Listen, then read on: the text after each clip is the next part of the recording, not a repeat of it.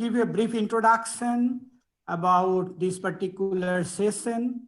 So Pol Antras, along with Mark Melly, started a new trend in the study of international trade. This new trend emphasizes farm-level differences in the same industry of the same country, and this new trend is now called New Trade Theory. Let me extend a very warm welcome to our speaker of this session, Professor Pol Antras of Harvard University. I also welcome all the participants of the winter school to this plenary talk. Pol Antras was born in Barcelona, Spain in 1975. He is Robert G. Ory Professor of Economics at Harvard University, and he has been teaching there since 2003. He received his BA and MSc in economics in 1998 and 1999, respectively, from Pompeu Fabra University, Barcelona. He got his PhD in economics from MIT in 2003, under the supervision of Daron Acemoglu and Jaume Ventura. He is research associate at the National Bureau of Economic Research. He is also a research affiliate at the Center for Economic Policy Research and is a member of CES-IFO's research network. Since 2015, he has served as editor of the Quarterly Journal of Economics.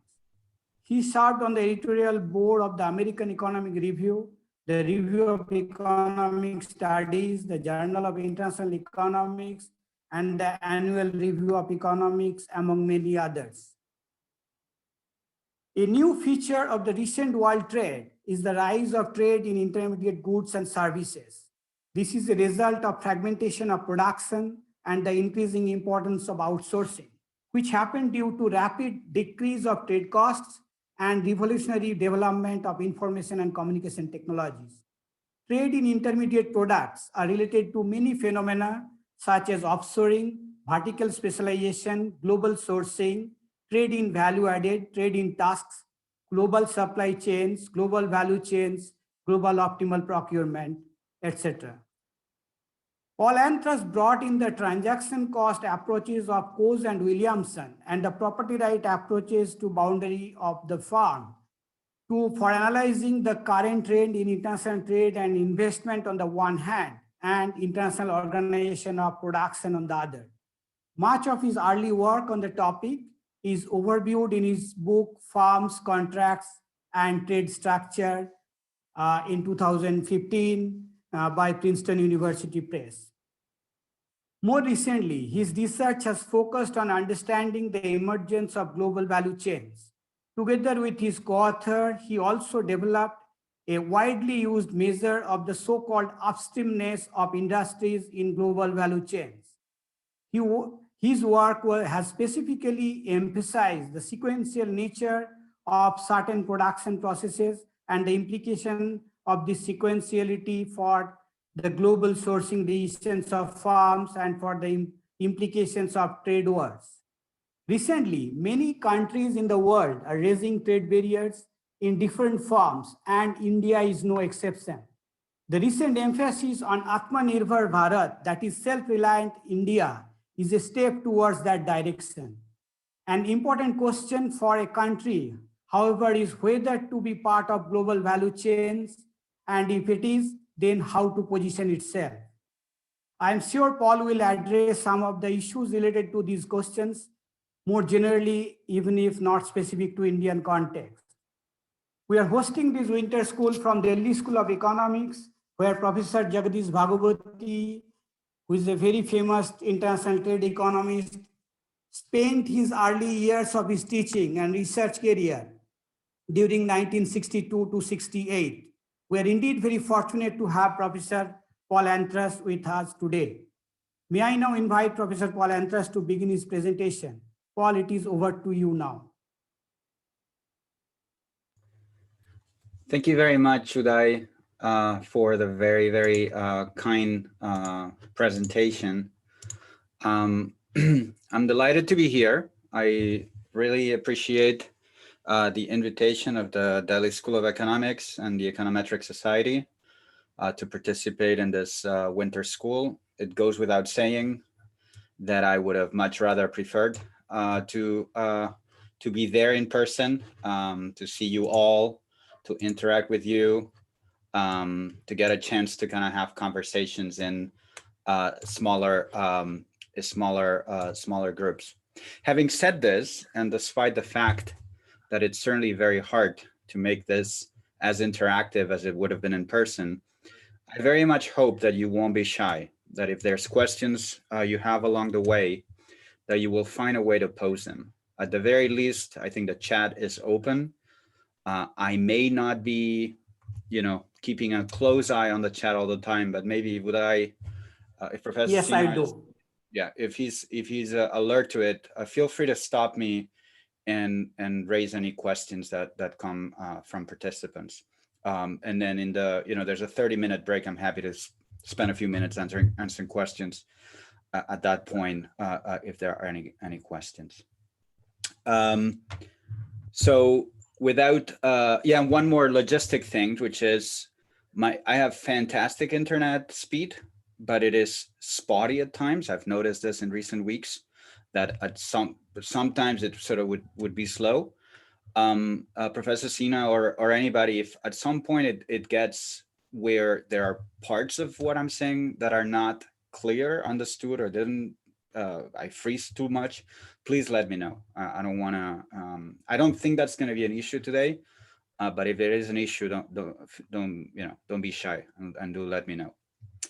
Great. So on to the topic of this 3 90-minute lectures, where I think the goal here is not to for me to come and present papers, very detailed papers. I understand perfectly that there are many of you that are not necessarily in the international trade field, but understand that there's maybe some interesting work that is done in that field, and you want to get a taste of it. So my sense here is to kind of give you a taste of work in the area, tell you more about the topics that we're studying, why we're studying those topics, what are the tools that we're using.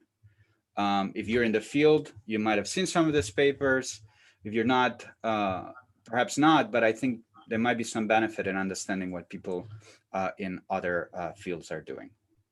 So I'll tell you more exactly about what I do in a few slides, but let me first motivate it. So why am I coming and spending 3 whole 90-minute lectures on global value chains? And what are the spiders and snakes? What is this? 3 things that have happened in the world economy since the mid-1980s or so. The first one is was the ICT revolution, basically large improvements in the processing power of computers, in our ability to transmit information at long distances and low costs, that basically allowed folks in certain Western countries, Western Europe, North America, to communicate much more easily with individuals that were located in faraway countries. Okay, so obviously for those of you that are in India, I don't need to tell you about the importance of this revolution for some of the developments that happen in Bangalore and other areas that specialize in service offshoring. The second key development, which was largely contemporaneous, was a deepening of trade liberalization, as well as reductions in transport costs. But I want to emphasize the man-made aspect of these reductions in trade barriers.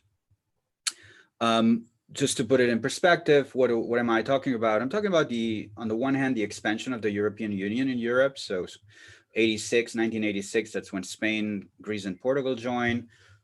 Subsequently, a bunch of countries in Eastern Europe entered the European Union. In North America, we have NAFTA signed in the mid-90s, US, Canada, and Mexico, of course. 93, Mercosur in South America. Then you have the ASEAN FTA. So this is a bunch of regional trade agreements that were signed around that period that led to very dramatic increases in the extent of regional integration across countries. And obviously, what I have in mind here is also the entry of China into the WTO in 2001. So that basically meant that at the same time that firms were finding it easier to coordinate production processes at long distances because of the ICT revolution, they also found that the shipment of parts and components across countries became relatively cheaper. Now, the third development is more political in nature, or policy related. And by that, I basically mean a very dramatic increase in the extent to which firms in the West were able to hire workers, say in the East, while these processes were having. So what I have in mind here is, on the one hand, the fall of the Berlin Wall in Europe, which basically led firms in Western Europe to realize that there were millions and millions of highly qualified workers in Eastern Europe that could do many of the things that their workers were doing at a much lower cost. Obviously, this relates to China, which starting in '79 with Deng Xiaoping started opening up. And all of a sudden, for firms in the West, it became feasible to move production processes and hire workers in China. And to some extent, it's also true for India, that went through a significant process of liberalization in the 1990s. So basically what we have here is, I'd say 1 and 2 are what I would call foreign labor demand shocks. That is, from the point of view of firms in relatively developed economies, they increased their demand for foreign labor because they realized that they could use foreign labor in production in a way that was much more efficient and much less costly than it was in the past. And at the same time that we had this foreign labor demand shock, we had a foreign labor supply shock, in that the number of workers that entered the capitalist labor market, global labor market, increased quite dramatically. Now, there's other factors that are important for what I'm going to talk about. And certainly these factors are important for other economic phenomena. But what I want to tell you about is one of the implications of these three forces, which was basically the rise of global value chains, the gradual disintegration of production across borders that gave rise to global production networks that structured international trade flows in ways quite distinct from how international trade flows had been organized in the past. And that's what I want to tell you about. I want to tell you about what are these global production networks, these global value chains. How do economists think about them? How do we model them? And in what sense are these new modeling approaches relevant for some of the issues that international trade economists and economists more broadly care about? Now, anytime we think about a new phenomena, we need to put our theorist hat on. And our theorist hat is one that encourages us to abstract, to be abstract. So I'm not going to develop a model to think about Apple or to think about Intel or other particular companies. I'm going to think about broadly, how do we think about global production? What is a global value chain? What shape does it take? And what are the implications of that? And in doing so, what I found in recent years is that this terminology or this taxonomy that Baldwin and Venables suggested in a Journal of International Economics paper, this spiders versus snakes, is a particularly useful one to organize our thoughts on global value chains. So let me tell you, and hence my subtitle of The Economics of Spiders and Snakes. If anybody here was hoping for a zoology class, you can leave now. I'm not going to say much about actual spiders and snakes. Let me tell you what I have in mind. Okay, so the best way to tell you what a spider is to show you one. So this is going to be a spider. Okay, so this is the production of the Boeing Dreamliner. And the point I want to make here is that although when we teach international trade here in the US, at least, we teach undergrad trade to our students, we talk about strategic trade policy in oligopolistic industries, and we give this example of America's Boeing versus Europe's Airbus. It turns out that Boeing is not much of an American product. What do I mean by that? Well, certainly Boeing planes are assembled in the US. You may know they're assembled in the Northwest in the state of Washington. But if you look at how this plane is produced, essentially what you have in Washington are people that are putting together a puzzle. Okay, it's like putting together a puzzle. It's the assembly process where they're taking chunks of the plane, the center fuselage, the forward fuselage, the wings, etc. And they basically have this massively large factories where they put all those parts together. But those big parts, they're actually often coming from abroad. They're not US produced. So here you have in the picture, hopefully you see the names, you know, there's parts that are coming from Japan, they're coming from Sweden, from Canada, from Italy, etc. Okay, so that's something that happened relatively recently. It used to be the case that Boeing was putting together hundreds or thousands of parts in their Washington state plant. At some point, they realized this is not very efficient. We're actually going to focus on putting together bigger chunks of the plane. And that's when lots of stuff started migrating offshore. And it's been estimated that 70% of the parts that go into a Dreamliner are actually manufactured outside of the US. Now, why do I call this a spider? I want you to think about this as a metaphor or as a sort of type of global value chain. One in which we have a core, a nucleus, which is in our home economy, in this case, the US. And then there's all these legs that come to the core that are bringing parts and components into that factory, into that assembly factory. And through that lens, the rise of global value chains is essentially the lengthening of the legs of the spiders that used to be around Washington state, maybe, you know, other parts of the US, but now the legs have gotten longer and longer, and now they're crossing countries. They're so long that they span all the way to Japan, they span all the way to Italy, okay? So this is the rise of global value chains as spiders whose legs become longer and longer, and they're bringing parts and components from different countries in the world to put together. This is about the usage of foreign value added in our assembly, and this is a form of a global integration in which intermediate input flows obviously are going to be very important. Now I'll say more about that, obviously, but I wanted to start with an example. What is a snake? A snake is also a type of global value chain, but it is a very different one in terms of structure. So again, I'm going to give you an example and think about the production of microchips. As you know, the basic raw material in the production of chips is silicon. Okay, so you've got to get silicon, and silicon, thankfully, is available in many parts of the globe. But you can't just use silicon. You need to purify the silicon. Okay, so that there's a process that basically gets rid of all the stuff that you don't want. So you have like pure silicon, and say that's done in some other country, typically in Germany, has a long history of purification. This is a place where you might want to do that process. What comes out of it is this very large cylinders of pure silicon. Now those cylinders are then cut into very thin discs, which we call wafers, and that's the basis of the core part of the production process. That's the wafer fabrication, which emerged in the US, early production in Japan and other industrialized countries. Okay, so wafer fabrication is a very high-tech part of the production process. It requires super clean factories. It's done mostly by machines.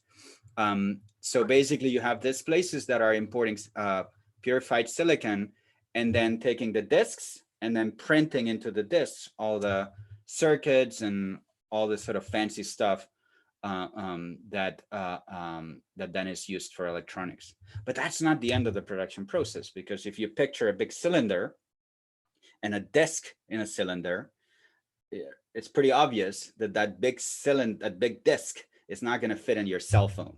Okay, so how does that work? Well, there's a subsequent stage of production, which we call chip assembly, where essentially you take that big discs with in that disc there could be dozens and dozens of chips, and then you slice it, you cut it into pieces, and you put individual chips or bunches of chips into boxes, and you send them to the end users, which are often in the electronics or computer industry.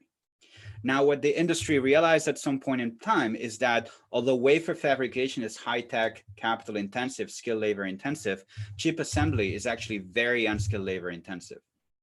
So they realized that because, you know, we had means to ship stuff across borders in a much cheaper way because of lower transport cost, air shipping, but also because of lower tariffs, they could actually have chip assembly done in Southeast Asia, and from there ship it to the end users, which was the electronics industry.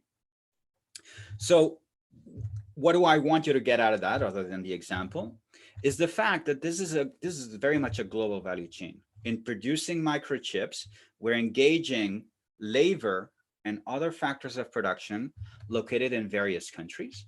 But unlike the spider, where things are converging to a core, this is a sequential process. You know, that I was telling you before that I've looked and thought about sequential production processes. So here's one example in which basically people are adding value, but they're adding value at different points in the value chain.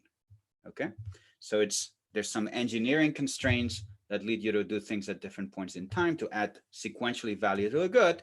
And through that lens, the rise of global value chains, it's basically a lengthening of the snakes.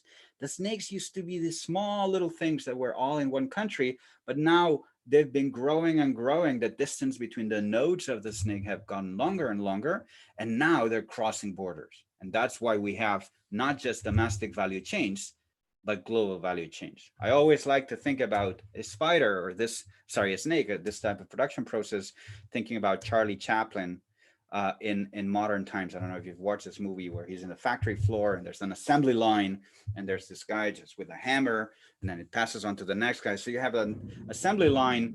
That's basically what this is, except that, you know, the guy that's next to you is actually probably in a different country just because the snakes have gone so long. Now, obviously, I mentioned before that anytime we theorize, we try to make sense of the world, we necessarily have to abstract. Now, to some of you already, this might seem like too large of an abstraction. That is, you know, is Boeing really just a spider, or do we want to think about how those parts were produced? Maybe those parts, there's an element of sequentiality on how the wings are produced. Do you think about snakes produced this way? Isn't it the case that in producing, you know, for instance, in wafer fabrication, we need machines, we need other inputs. So there's a spider element to them, certainly in chip assembly. So maybe we want to think about combinations of those things. Okay, so you might want to call that hybrid something like a sniker, because a combination of snake and spider, sniker. That would be an example, for instance, the auto industry. Okay, so the auto industry, as in the plain example, obviously, there's an element of a spider in that there's an assembly plant where the car is being put together.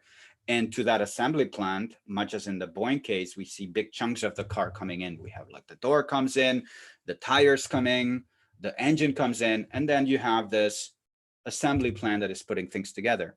But obviously, these parts and components went through the manufacturing process itself. If you think about the chassis of the car, the chassis is not just produced with labor, it required some steel frame, okay? And the steel frame required steel. So the steel was coming maybe from Korea or somewhere else. And you have steel frame production in Mexico. The chassis is actually done in Texas, and then you have assembly in Mexico. But you also need an engine, and maybe the engine is produced in the US, in Ohio, but or in Michigan, sorry, but then it uses some aluminum, and the aluminum might be coming from Canada or something like that. So all this is basically give you an example of a spider whose legs are not just regular spider legs, they're actually snakes. And then at each node, you can think about more and more configuration. So obviously down the line, we want to think about what if you put these things together? Do you just get the sum of the parts, in which case maybe it is fine to just subtract and look at one at a time, or do you actually get interesting complementarities between them? Okay, so I'm gonna get back to exactly how I'm gonna, you know, relate all this to what I'm gonna tell you about, but let me move away from simple examples for just a second. And I wanna move away from examples because I want to give you a sense that I'm not just picking the 1, 2, or 3 global production processes that fit what I have in mind. So the easier way to demonstrate the importance of global value chains for the world economy is to show you some aggregate numbers. Okay, so one often used number is this measure of global fragmentation, which was suggested by Rob Jansen and Guillermo Noguera. And that's basically a measure of the usage of foreign value added, foreign labor services, foreign capital services, foreign land services in the production of a country's exports. If we go back to David Ricardo, who was the first theorist, or we tend to think of him as the father of the field of international trade, he was thinking about a world in which countries were selling finished products to each other, or rather, they were selling goods that did not embody any foreign value added. So in that world, the value added content, the local value added content of exports was or should have been 100%. If we go back to 1970, that was not true already.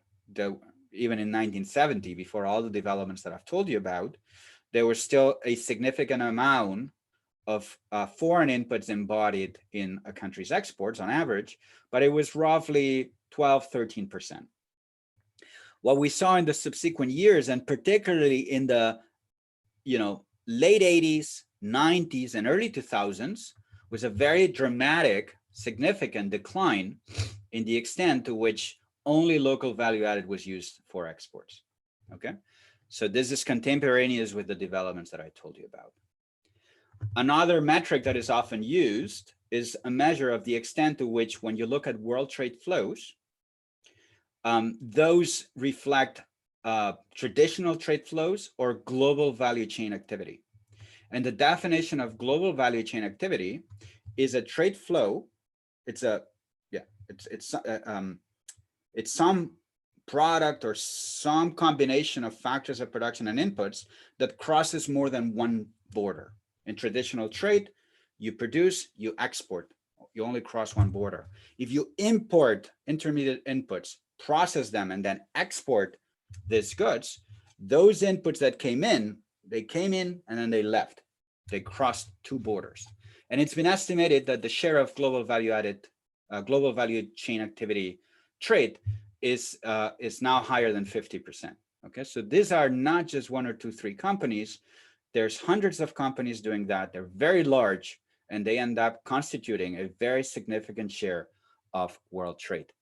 Another way to see the importance of this global value chains is to notice that very often the lead firms that are coordinating these production processes are multinational companies. And the different plans, entities that participate in this global value chains, they're often part of the same corporation. They're multinational companies. So Boeing, I'm not going to go back, but some of the Italian production that I showed you before, I mentioned there was production in Italy. That's actually Alenia, who's a subsidiary, which is a subsidiary of Boeing. Okay. And in the case of microchips, as you know, Intel has wafer fabrication plants around the globe, and they're all wholly owned. So to see how prevalent that is, if you look at US trade and you look at the percentage of US imports that are transacted within the boundaries of multinational companies, that would be Intel US importing chips from Intel Ireland, for instance, it turns out that close to 50% of US imports, of the total volume of goods that is coming into the US, close to 50% of that is transacted within multinationals. And naturally, this is part of global value chains. Okay. Now, that's not to mean that the other remainder is not part of global value chain activity, because in the remainder, you have the imports of companies like Apple that have very much followed the global value chain model, with assembly in China and parts and components coming from, Malaysia, Korea, etc., India. But that are, Apple does not own those foreign production plants. So naturally, it does not import into the US within firm boundaries, because it's imported from an independent contractor, say Foxconn in China.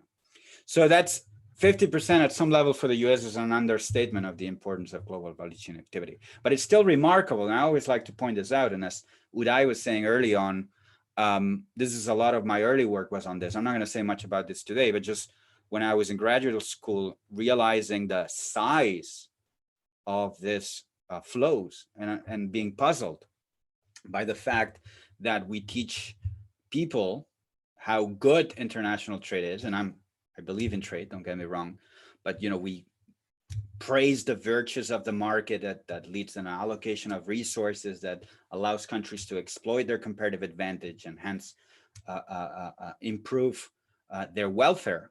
And it's kind of puzzling that a prototype market economy, the US, despite the benefits of international trade and the market mechanism, is choosing to import close to 50% of what they buy from in a way that bypasses the market.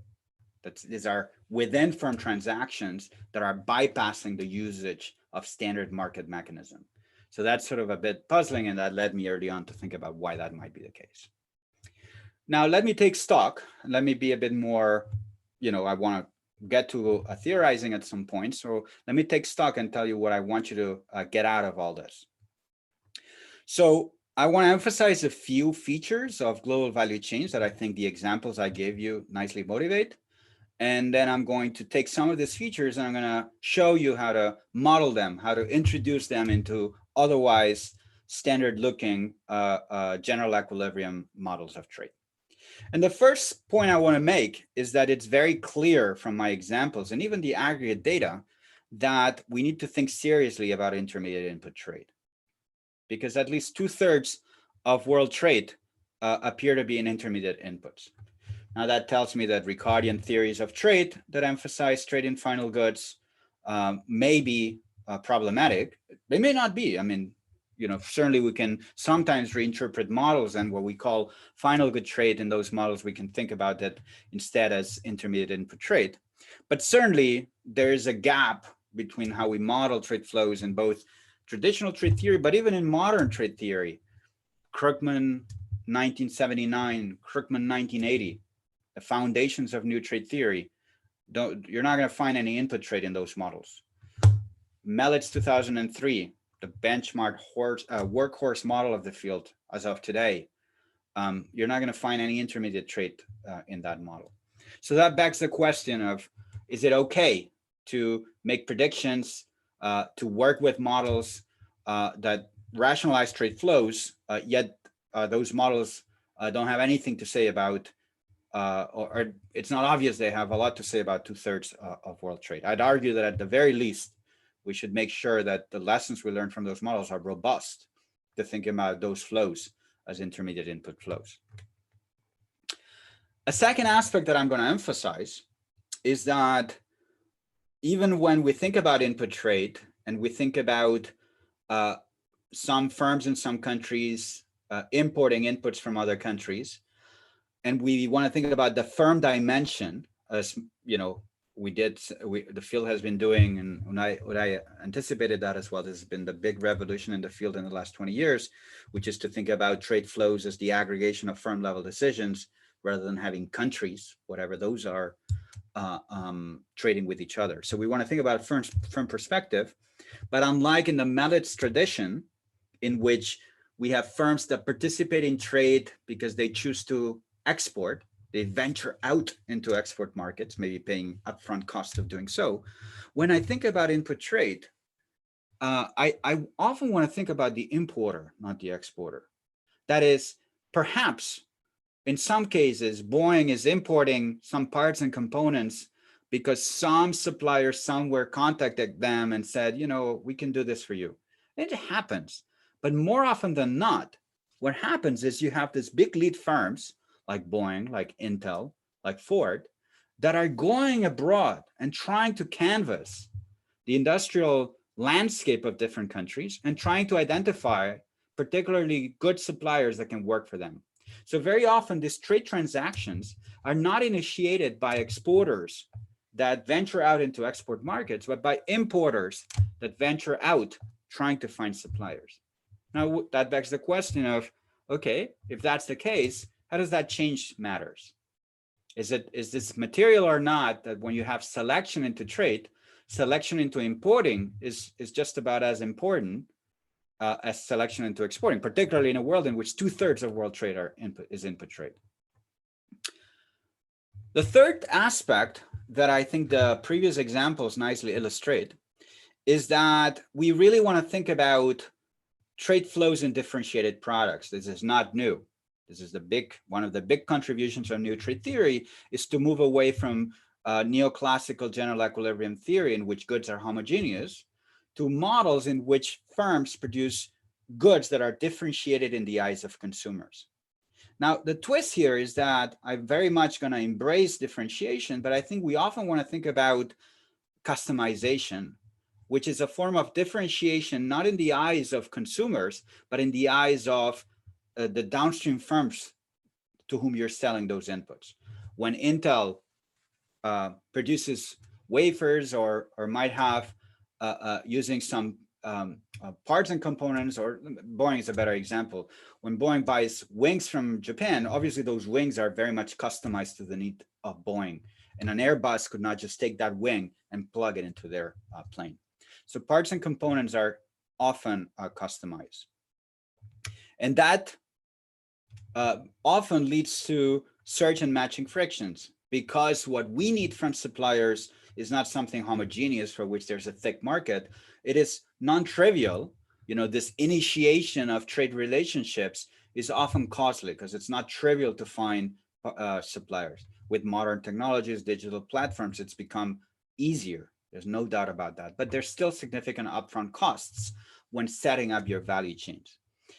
Which, by the way, that's not what I'm going to teach about today or tomorrow, but I do think that this is a very important aspect in order to understand or theorize or make predictions for what the world economy is going to look like in a year once we're out of COVID. That is, there's been much speculation about what this shock is going to do to the geography of world production. Are we going to see a lot of reshoring? This and that. I have some thoughts that sort of build on this feature. I didn't bring them with me, but I'm happy to discuss them later if there's questions. Another aspect that I want to emphasize, and I've already done so, is that when I think about value chains, I want to think about spiders, but I want to think about snakes too. This sequential nature of production, I think, is actually quite important. So does that make a difference? You know, just about any standard looking trade model you might have seen in the past, this sequentiality is kind of ignored. You might have inputs that are used in output. It doesn't really matter that some happen before others. I'm going to try to see whether this feature that is quite important is actually something that we want to think harder in models. And the last thing that I want to emphasize, and again, today or tomorrow, I'm going to leave that under the rug. But I've argued in the past that, you know, we need to think about the contractual environment in which transactions happen. That's true for final good trade. When we're buying consumer goods from abroad, we don't know the quality of the goods, how they're going to come in. If there's any issues, if we paid up front for things that we're not satisfied with, ideally we'd want to take these guys to court. When this happens within the US, within a country, there's a legal system that we feel probably protect us. But when we're buying goods from faraway countries, there's lots of issues about exactly how those contracts are going to get enforced. And if they don't, what's going to happen if things go bad. And what I've argued in the past is that this contractual frictions are particularly severe in worlds in which what we're trading is not finished products, final products, but they're actually inputs that are highly customized, for which there's a long lag between order and delivery, and in which if something goes bad, that's not just going to be bad for that transaction, but it's going to interact with a part of the rest of the production process. So contractual aspects, I think, are quite important in value chains, and they're particularly important if you want to understand why some companies like Intel internalizes production processes, while other companies like Nike in the apparel industry chooses not to. Okay, so I'm not going to talk about this contractual aspects today or tomorrow, because this is related to work that I did in the past, and I'm always more excited to tell you about stuff that I'm doing today or that I've done recently. But Uday also mentioned before my 2015 book that actually talks a lot about that. So if you're interested in that, I would refer you to that. All right, so this was a long introduction, I understand. But again, I mean, I'm not going to come in and have a model in slide 2. This is not the purpose of this lectures. Part of it is to introduce you to tools and models, and I'm about to do that. But I also want to tell you where we came from. Why is the field doing those things, especially if you're not in this field? So hopefully you found that background useful and hopefully convincing. So what I am going to be doing in the next few slides, in the next few minutes and tomorrow, is to try to highlight a number of new lessons, new insights that we have learned, or I should say that I have learned, because I'm going to be largely focusing on my work, when analyzing, structurally estimating, and quantifying multi-country models of global value chains. So when you take those features and you put them into models, and you analyze the models and you try to read the data through the lens of the model, what is it that we learn that perhaps wasn't obvious before doing so? Okay. So I'm going to start now with these spiders. Okay, an example of spiders, which is going to be inspired by a paper that I have with Teresa Ford at Dartmouth and Felix Tintelnut at the University of Chicago, which was published in the AER in 2017. Later, probably after the break, I'm going to tell you about snakes. I'm going to give you a model of snakes, and that builds on a paper that I have with a former student of mine, Alonso de Gortari, which was published this year in Econometrica. And then, probably next time, I will give you a taste of ongoing work, in which basically we're trying to combine with Ford Tintelnut and another student of mine, Evgeny Fadiev, we're trying to put together some of these insights and see how they interact. And it may seem like it's sort of a little bit derivative, but I'll tell you, there's a lot of cool stuff that comes out of that. We're always particularly excited. Researchers are always particularly excited about the project they're working on, and that's no exception. But I do think it is exciting, objectively speaking. If I could, it's hard to kind of argue that, but that's how I feel. And obviously, this is not just about me advertising my work. I will connect with other work in the area, and I'm in the process. My plan is to review some of the landmark papers in the field in the last 20 years, because I will be building on them. So I can do that in the process. And I also want to highlight or make suggestions for possible avenues for future research. Things that, you know, when you write a paper, you think about doing, you think you're going to go that way, and then you end up taking a different route. And very often you don't go back to it. You think it's promising, but then, you know, life takes turns and then you end up sucked into other projects. So I want to give you a sense of things that were left out or that I didn't have enough time to think about, but I think that actually would be quite fruitful. Okay. So in terms of building blocks, what do you need to know? Not much. I'm going to try to kind of walk you through everything, but I'm going to be building on just about anything you might have seen in your courses in international trade. I'm definitely going to be building on neoclassical trade theory, mostly the Ricardian model of trade, but you know, I've been perhaps overcritical about aspects of it. It's not countries, it's firms that trade. There are no constant returns to scale. There are often scale economies. There's no homogeneous products. They're often differentiated or customized. Absolutely. But there's lots and lots of good stuff in neoclassical trade theory that is right and that is useful and that we continue to build into models. I'm obviously going to build on new trade theory. I may not focus as much on exporting as that theory has exposited or sort of has pushed, but I'm very much going to embrace the notion of product differentiation, of scale economies and market power. I'm also going to build on new trade theory, the Mallet style firm heterogeneity within industry, selection into exporting and selection into importing. I mean, at some level, we had papers on selection into importing since the early 2000s. Mallet's came out in 2003. My own work with Haltman came out in 2004. And it was sort of already thinking about firms initiating trade transactions by seeking suppliers.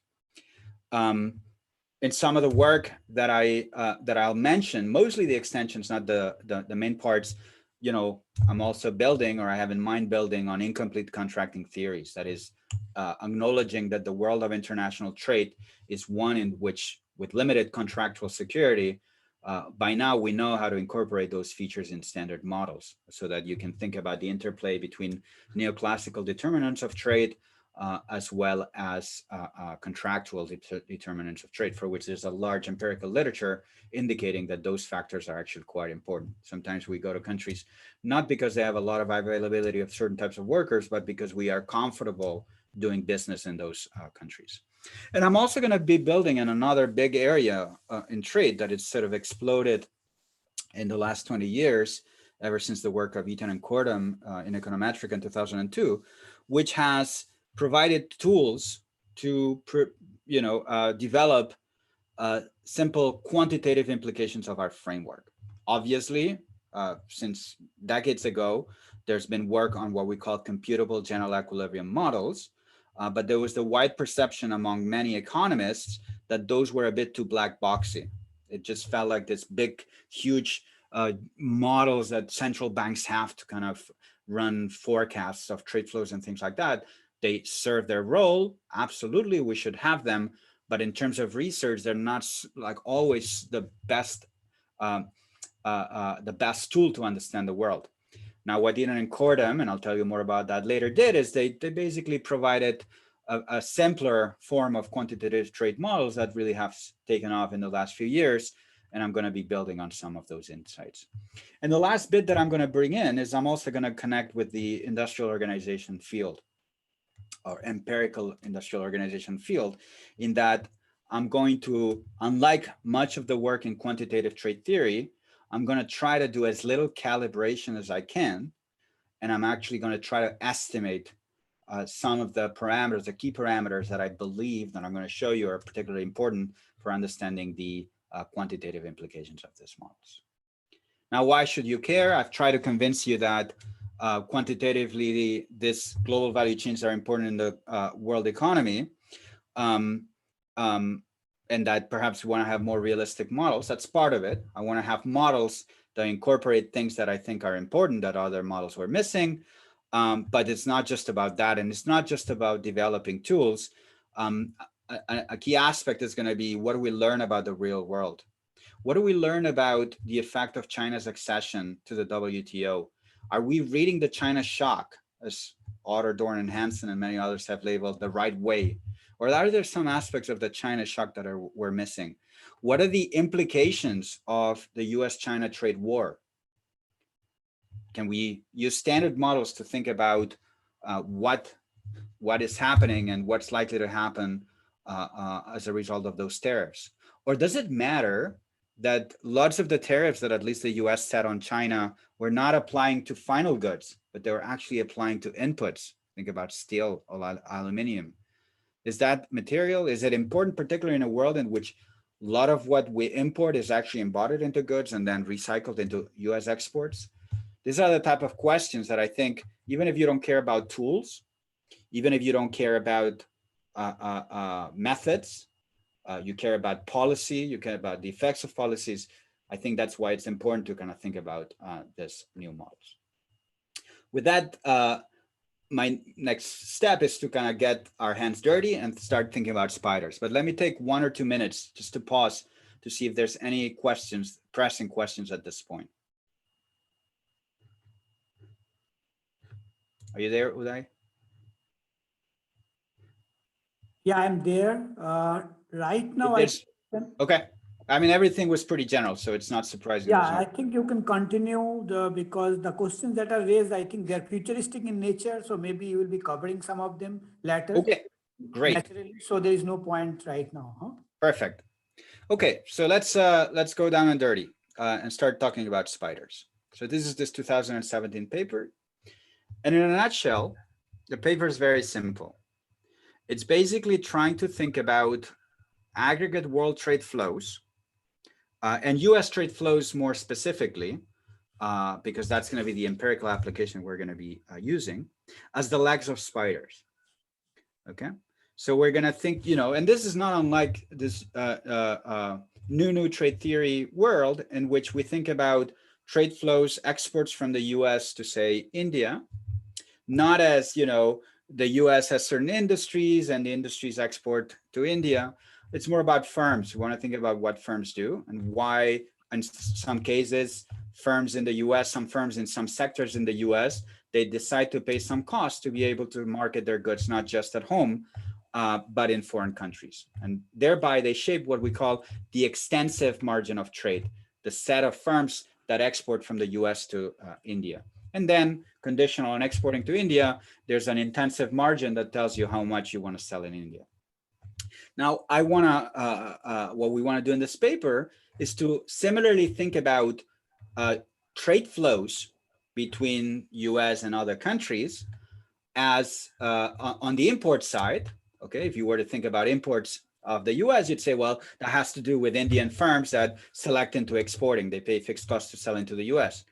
Maybe firms in France that pay the fixed cost to sell in the US. We say, well, yes, you can aggregate and get an aggregate measure of US imports that way, but we think about US imports as not coming from this firm abroad or that other firm abroad selecting into exporting, but we want to think about Boeing and Intel and Nike and Apple and all these companies, big companies in the US that are bringing parts and components into the US. Again, 2/3 of world trade are parts and components. And very often those flows come from decisions of lead firms that make decisions on the extensive margin, which is in which countries am I going to send people to try to identify suitable suppliers for parts and components? Am I going to invest in being able to offshore to China? Am I going to want to invest in offshoring in India or Vietnam or Indonesia? This is the extensive margin decision, which is where do I want to be able to operate and have global value chains from which I buy inputs. And then there's the second aspect, which is how much am I going to be buying from there? If I have wings coming from Korea and engines coming from the UK, you know, how many planes am I going to produce? That's going to determine how many engines, how many wings am I going to need. Now, why is this sort of a natural way to think about it? Why are we not happy with the selection into exporting side? Well, I'm not unhappy with it. That's certainly part of the story. And if I think about consumer goods, I think selection into exporting is quite important. But when I think about inputs, it just seems to me that selection into importing is important. And more importantly, regardless of what I think or don't think, the evidence suggests that there is something like selection into importing. In particular, if I look at US imports, okay, so I look at aggregate US imports and I break it down into various countries. Aggregate US imports are imports from Canada, plus imports from Mexico, plus imports from China, plus imports from India, so on and so forth. Okay, and that's going to leave me a cross section of import volumes. The US imports lots from Canada and Mexico, and much less from a country like Zimbabwe. Okay, so there's variation in import volumes. Where's that variation coming from? It turns out that about 2/3 or even more, 70% of that variation is coming from the extensive margin. That is, the US as a country imports more from Canada or Mexico than from Zimbabwe, because there are many more firms that buy parts and components from Mexico and Canada than there are US firms that have gone out to Zimbabwe to bring parts and components from that country. The extensive margin is the key thing. Now, it is true that conditional on importing from Canada, you tend to, and if a firm imports from Canada and Zimbabwe, they tend to import more from Canada than from Zimbabwe, but that's only about 1/3 or less than 1/3 of the variation. If you want to understand why we import more from one country than another, you need to understand why there are more firms that want to import from that country than from the other. So that's again suggesting that thinking about the extensive margin of importing is important. And second, there's this fact that if you compare firms that import to those that don't import, or even if you compare firms that import from more markets relative to firms that import from less markets, those that import and that import from more markets, they show superior performance. They are larger, they're more productive, they hire more skilled workers, etc. So that one way to interpret this, that's not the only one, but one way to interpret that is that it takes a certain amount of size and productivity to be able to profitably sustain complex global sourcing strategies that involve buying parts and components from various countries. The reason why Boeing can sustain a complex global value chain where there's 12, 13 countries that are providing those parts is because they have large volume.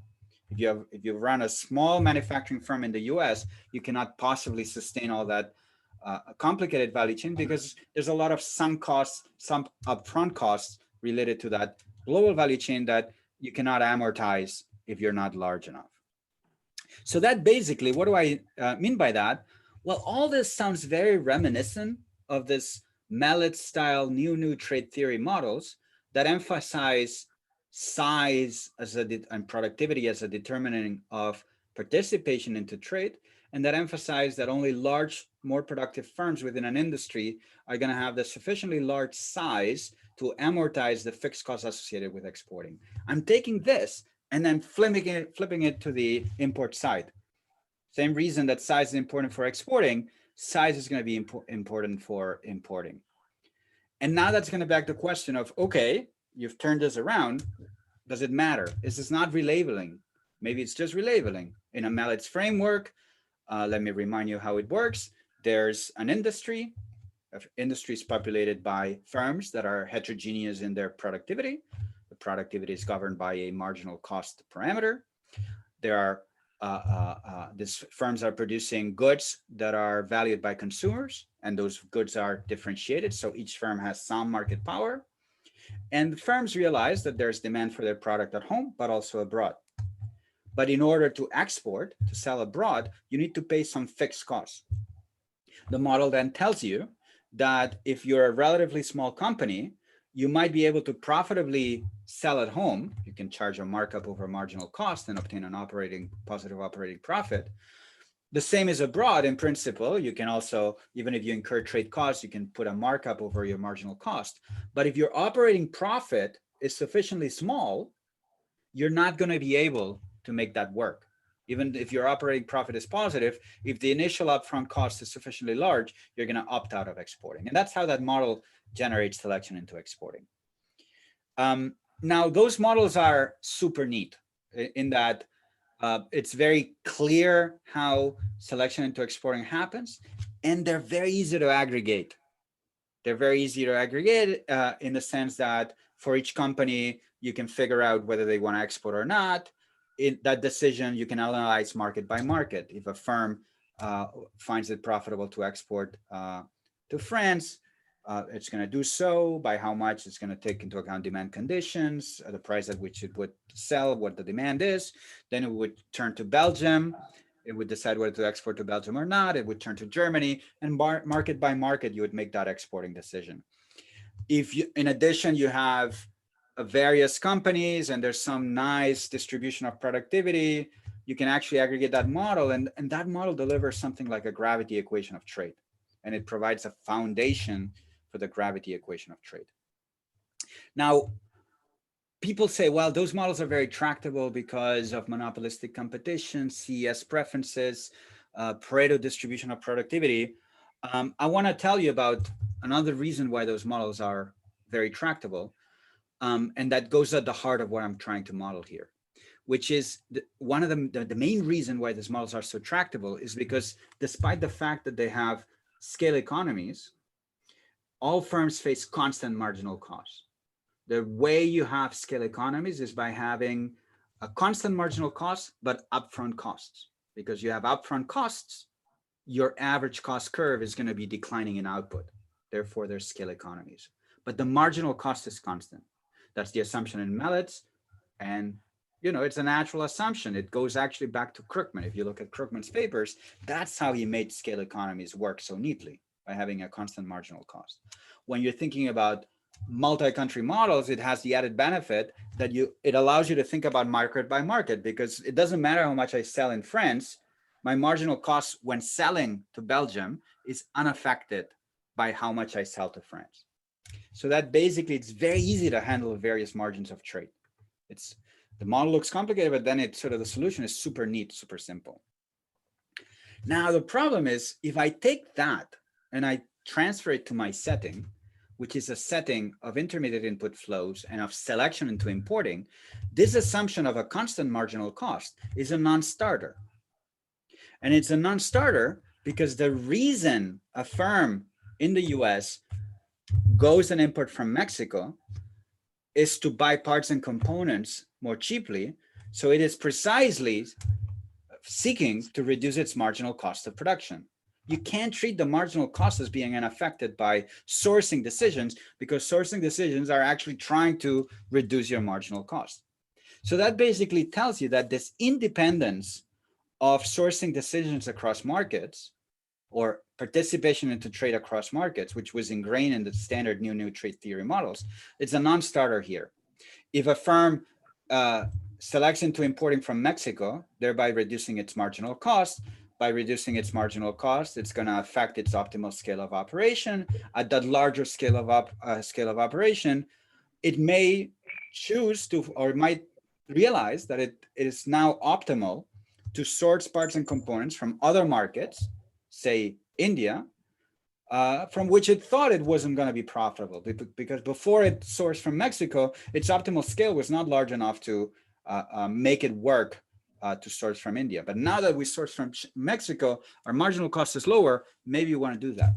So that basically is going to greatly complicate the solution of this model. And it's not just about aggregation. How do we aggregate all this firm level decisions? That's a nightmare. No, it's not about that. The firm level problem is already very complicated, because this import entry decisions, this extensive margin at the import level, is interdependent across markets.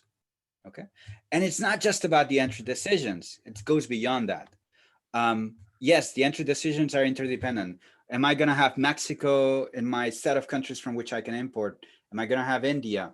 If I have many potential countries, as you'll see in a second, this is going to be a big combinatorial problem. Choosing the set of countries I import from is choosing a set among 2 to the power j possibilities, and 2 to the power j, it grows super quickly in j.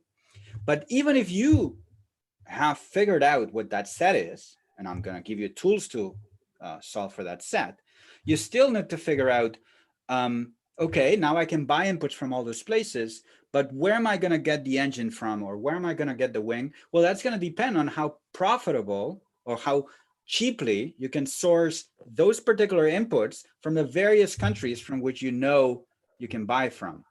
And that, again, there's interdependencies. Whether I buy from Mexico or from India is going to be a function of the marginal cost at which I can buy from those countries. I cannot just look country by country. I need to keep always an eye on my alternative sources of inputs. And same with the intensive margin.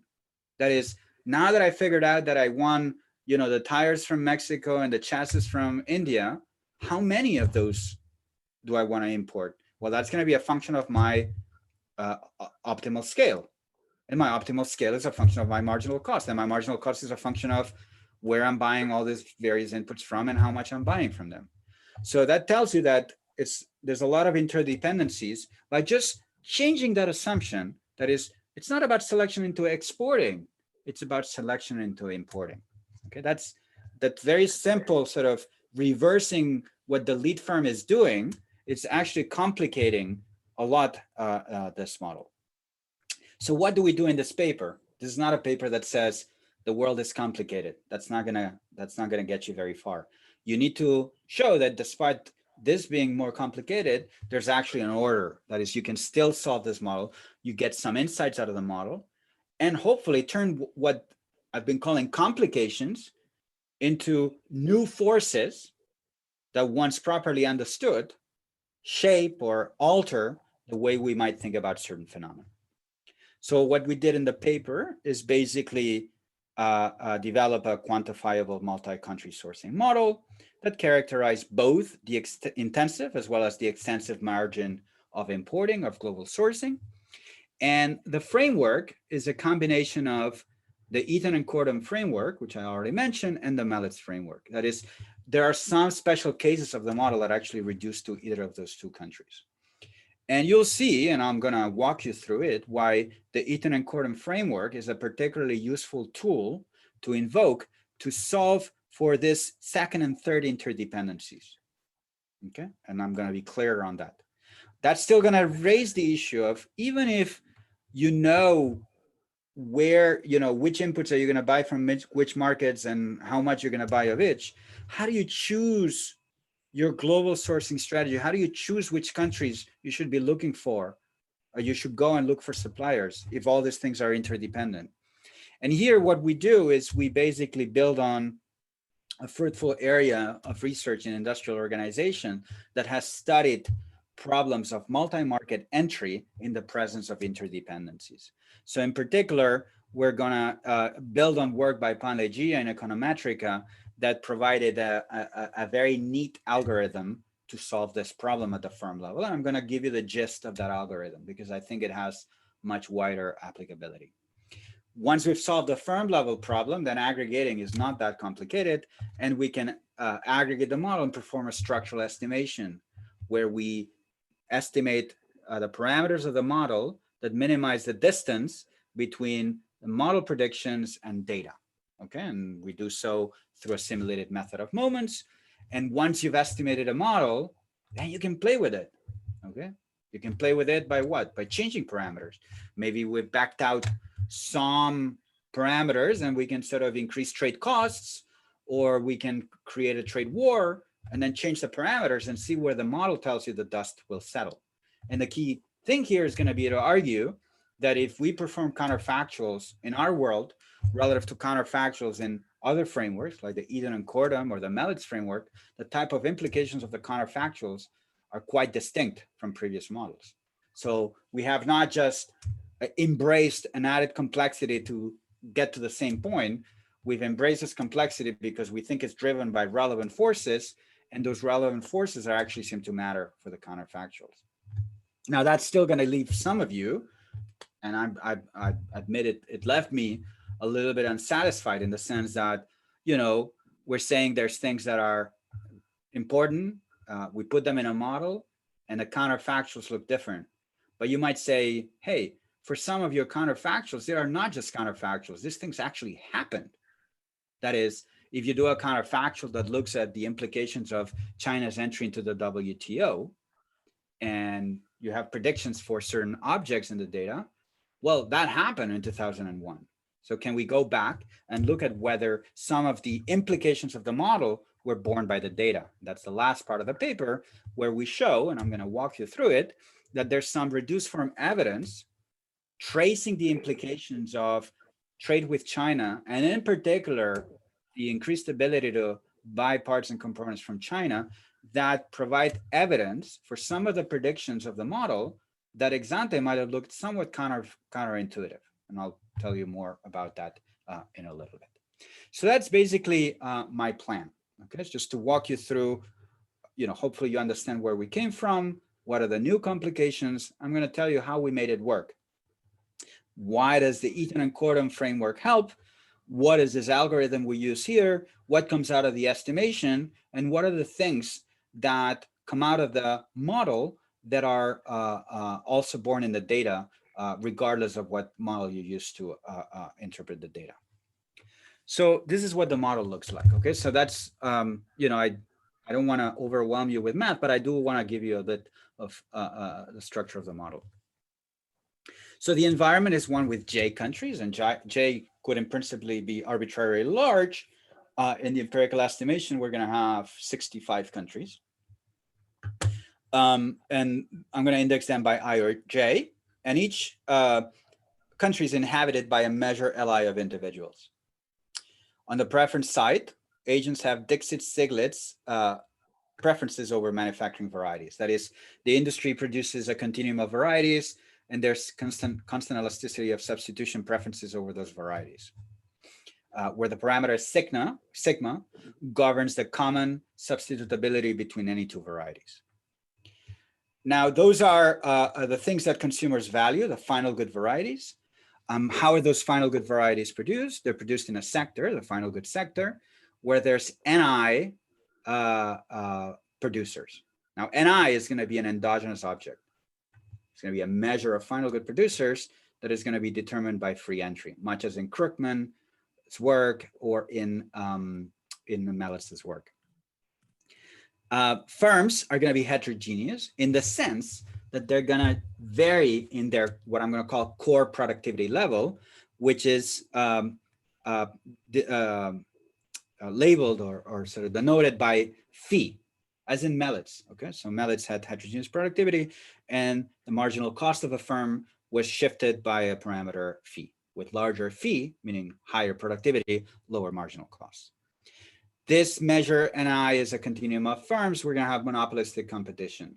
That is, firms have some market power. They face a downward sloping demand for their product because of differentiation in preferences.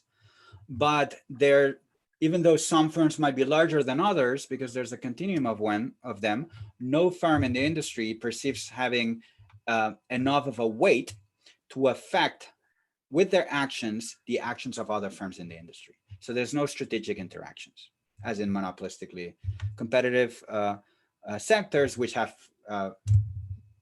been widely used in trade in the last 30 years. Not necessarily the best assumption, but it is one that is quite important for tractability often. The last assumption we make on this final goods sector is that it's non-tradable. We can relax that. But I want to be upfront that the bulk of the empirical analysis is done thinking about a world in which you have these US producers. They're, in a second, you'll see they're going to be buying parts and components. There's going to be all these legs that are converging to the assembly plant in a given country, say the US. But we're not going to think about exporting here. So this is a world where if you map this to Boeing, Boeing is only selling planes to US airlines. Okay, so obviously that's restrictive. And I might, I actually have a slide later on what happens when you relax that. Now, up to this point, this, for those that have seen the Mellitz framework, looks like the Mellitz framework. It is actually very close to the closed economy version of the Mellitz framework, in which the final good varieties are non-tradable. To make that a Mellitz framework, the only thing that I would need to tell you is that firms produced final goods with labor, linearly with labor. Okay, that is, well, linearly. I mean, that there's a marginal cost in terms of labor, and then there's some fixed cost to enter, and maybe some fixed cost to produce. That would be the closed economy Mellitz framework. But instead of doing that, instead of having firms use labor to produce or local labor to produce, I'm going to have firms produce final goods with intermediate inputs. I'm going to introduce an intermediate goods sector into the model, and I'm going to make those intermediate inputs tradable across countries. So in particular, each final good producer is going to use a unit measure of intermediate inputs in production. It's going to put together this bunch of inputs, much like Boeing was putting together all those parts of the plane, and it's putting together those things, it's going to produce output. In order to get those inputs from foreign countries, however, a firm needs to activate that foreign source market J. And to activate that source market J, it needs to pay an upfront fixed cost. This is this selection into importing. I might get a sense that if I'm producing something, there's somebody in China that might help me out, that could produce that widget or that little part that I need, that cover for the phone or something. But if I don't go there, I don't know who that firm is. So I need to pay some fixed costs to learn about this. And the way we model it is somewhat abstract, but basically you pay a fixed cost, and then you learn about what anybody in China can do to you. So maybe you're a cell phone provider, you go to China, and not only you learn who can produce a cover for you, but you get information on the productivity with which they could provide the display. They could provide touch screen and things like that. Okay, so you basically learn the productivity of suppliers there after paying that upfront fixed cost. Now that's going to give rise to what I'm going to call the sourcing strategy, which is a firm, a final good producer, realizes it needs all these inputs. It could buy those inputs from a bunch of countries, but you need to activate those markets. And I'm going to call the set of activated markets the global sourcing strategy of a company. I'm going to denote it by this subscript, this set JI of phi, which is the subset of all countries in the world in which a company is going to be operating, in the sense in which it's going to be buying parts and components from. Once you've activated a country, you can buy inputs from that country at marginal costs plus some trade costs. There's some icework trade costs in shipping goods from J to I, and we make the standard assumption that these are ad valorem trade costs, or the icework trade cost type. And the final assumption of the model, I'm going to give you just a sense of what the continuum of inputs looks like. But the main last assumption is that unlike the downstream sector, the upstream sector is going to be perfectly competitive. That is, you learn the productivity with which foreign suppliers produce goods. Those foreign suppliers use their local labor to produce those inputs. But there's perfect competition so that those suppliers sell inputs to you at marginal cost. And that marginal cost is going to be a function of their wage, of their unit labor requirements, their productivity, and the trade costs that are incurred from importing goods from J to I. Okay. So let me tell you a bit more about that. So we have a final goods sector. It uses a continuum of measure one of inputs, and the marginal cost of production for a final good producer takes this form, in which you take this measure one of inputs and you compute your marginal cost as the price index associated with this measure one of inputs. Inputs are indexed by V, and they are substitutable with each other with a substitutability governed by the parameter rho. Now, this parameter is actually not going to play much of a role here, so you can largely forget about it. But once you source all those inputs, notice that then this is multiplied by the reciprocal of your core productivity. Firms with higher core productivity, when they put together all those inputs, they become, they have lower marginal costs. Okay.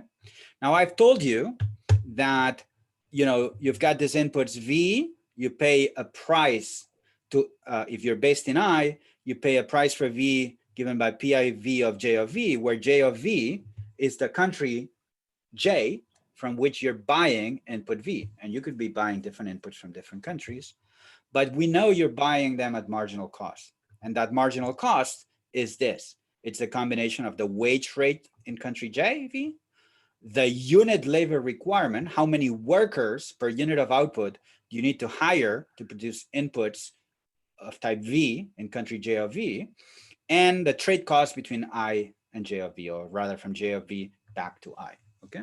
So other things equal, if you buy inputs from countries that are very far away, or that on which you charge high tariffs, or if you're buying inputs from countries with high unit labor requirements, they're not very efficient, or countries with high wages, all that is going to tend to bid up the price of input V, and it's going to increase your marginal cost of production.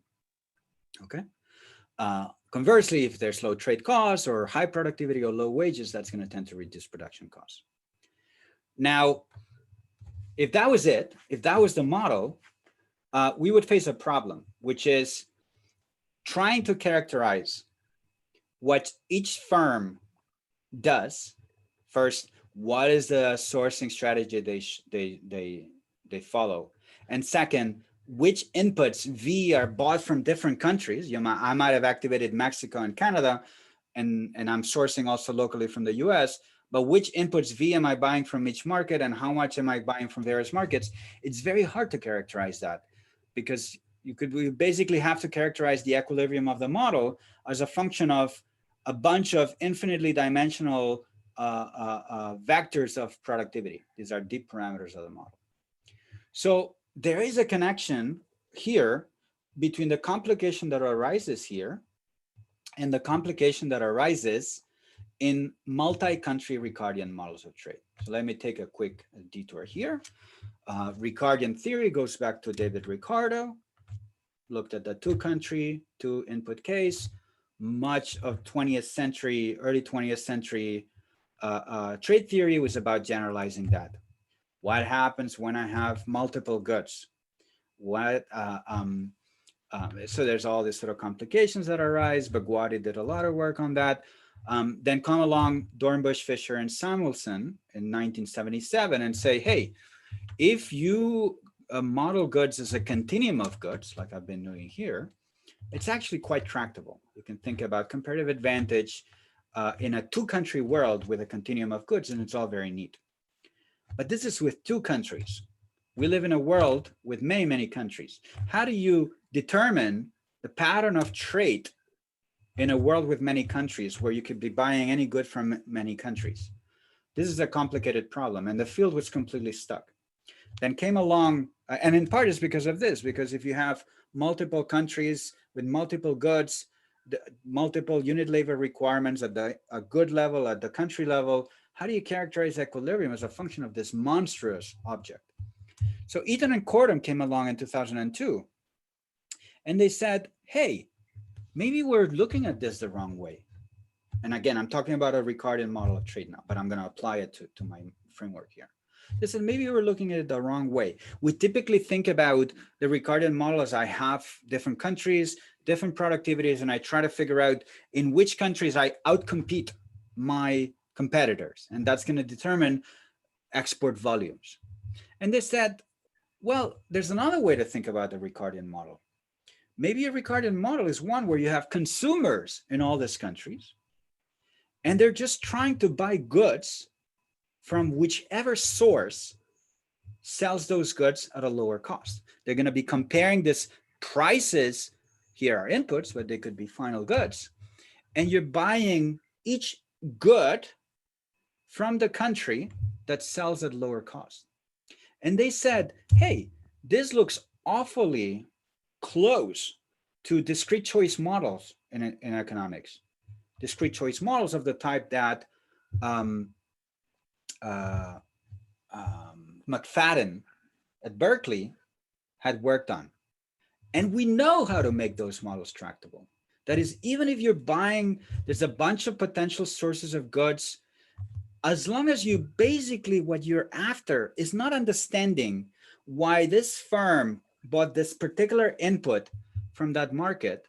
If you're more interested in flows of spending, that is, you're more interested in understanding what percentage of a firm's input purchases are going to be coming from Mexico, what percentage from Canada, what percentage from India, then maybe rather than trying to characterize the equilibrium as a function of the A's, you can project the A's to some distribution and think about the characteristics of the equilibrium of the model as a function not of this infinitely dimensional vectors, but in terms of the parameters that govern the distribution from which these values of A are drawn. So as in McFadden's work, right, he was trying to figure out what would be the effect of subway or new subway in Berkeley. And he didn't care that Mr. Jones was going to take the bus or he was going to take the subway. He just wanted to get some measures of the percentage of people that were going to use different modes of transportation. And he figured, well, maybe what I can think about is there's basically some idiosyncratic noise that governs those choices. And if I make appropriate distributional assumptions on that noise, I'm going to have an empirical model that is going to be like a logit model of the choice of transportation method. So what Eaton and Cordham did is, okay, we want to have a framework that perhaps doesn't tell me whether that input is bought from that country or that other country, but that tells me the percentage of a country's spending that is going to be allocated to different other countries, so that I have predictions for bilateral trade flows across countries. And what they realized is that in their setting, a particularly useful formulation was one that invoked a Fréchet distribution. That is, thinking about the AJVs as being drawn from a Pareto distribution taking this particular functional form. And that basically tells you that all you're going to worry about is countries having different T's. Okay, there's going to be a vector of parameters, and your equilibrium will be a function of that vector and correct parameters. And then there's another parameter theta that's going to govern the variability of those drops. So if you look at this, if you stare at this equation long enough, you'll realize that country J's that have larger efficiency levels are going to tend to draw lower unit labor requirements. That is, higher T means higher efficiency, lower unit labor requirements. So if you're a high TJ country, you have a high state of technology. And other things equal, you're going to tend to sell more cheaply. Now, obviously, in general equilibrium, you might have higher wages, and that's going to counteract some of that. But high TJ means more efficiency. And low theta, a low value of theta here, is going to increase the variance of draws. So basically, that's going to tell you might have two countries like Germany and Spain. Germany has a higher TJ than Spain, and Germany and Spain are going to draw realizations of their unit labor requirements in various goods. If theta is low, the A's are going to feature high variance. So even though Germany might be more efficient than Spain, for some inputs, for some goods, V, Spain is actually going to have higher efficiency. Even though on average it has lower efficiency, there's going to be some inputs for which it's going to have high efficiency. So low theta environments are going to generate more variation in productivity. They're going to generate more comparative advantage and larger trade flows and larger gains from international trade. Okay. So Eden and Cordon basically is a world with final good trade, competitive markets. It's a standard looking neoclassical Ricardian model with multiple countries and this Fréchet trick that simplifies matters a lot. Now we're invoking that same logic, but instead of having consumers buy goods from all countries, we're putting that machinery inside a firm and using it to think about where, from which countries in the world, are they going to be buying inputs from. So this assumption of a Fréchet distribution in the unit labor requirements associated with inputs is going to simplify a lot the determination of where or how much are firms going to spend on inputs coming from various sources. Okay, so the pros of this is that we're going to, if you have a model in which you have information about how much firms buy input from various markets, we're going to give you a structural interpretation of those imported input shares. And we can sort of think about those as coming out of the model. The downside is that this is not going to be a good model to think about why for particular inputs V, like an engine, like a chassis, why is it coming from that country or another? In the same manner that the Eden and Cordon framework is a great model to think about bilateral trade flows, to make sense of gravity equations in trade, but it's a terrible model to think about why the US exports those particular products and India exports those other particular products. This is not what the model is meant to deliver, okay? So let me take one more slide and then I'll take a pause. But what basically comes out of these assumptions is the following. That is, once you've solved, and I'll tell you how we do it after the break, once you've solved for the subset of countries from which you buy inputs from, how much inputs you buy from various countries turns out to be determined by this very simple equation. That is, if your country, if country J, say Canada, Mexico, India, are in your sourcing strategy, the percentage of your input purchases that are going to be coming from that given country is going to be a function of the ratio of this product of TJ and trade costs and wages divided by a denominator that is no other thing than the sum of this numerator over all countries that are in your sourcing strategy. So if you're buying from Mexico, Canada, and the US, and this takes a value of 0.6 for the US, 0.3, it takes a value of 6 for the US, 3 for Canada, and 1 for Germany, that tells you that 60% of your input purchases are going to be domestic, 30% Canada, 10% Mexico. Now, what determines the market share of a given country in the input purchases of a given company? Obviously, it depends on the set of countries from which the firm is buying, but it also depends on the state of technology in country J. You tend to buy more inputs or spend more on inputs from high efficiency countries, and you're going to tend to spend less on more distant or higher trade cost countries and higher wage countries, because those are going to sell at higher price. You're going to move away from that. Now we're going to denote the numerator here, the sourcing potential of a country. A country is going to have a high sourcing potential if it has good technology, low wages, or low trade costs vis-a-vis the country that you're selling to. And notice that the effect of trade costs is mediated by this parameter theta, which was governing the variance of draws. And I'm going to come back to this. Now so that's the definition of a sourcing potential. If a country has a high sourcing potential, it's going to tend to sell inputs at low cost, and you're going to want to buy a lot if you buy from that country. The sourcing capability of a firm is the sum of the sourcing potential of all countries that are in your sourcing strategy. If you have invested in Canada, Mexico, and the US, your sourcing capability is the sum of the sourcing potential on those things. And that's basically telling you that input shares are no other thing than the ratio of a sourcing potential relative to your sourcing capability. Now, the last trick before the break is also straight from Eaton and Cordham, and you can derive it. It's not easy, but you can derive it. But there's a remarkable fact, which is the sourcing capability.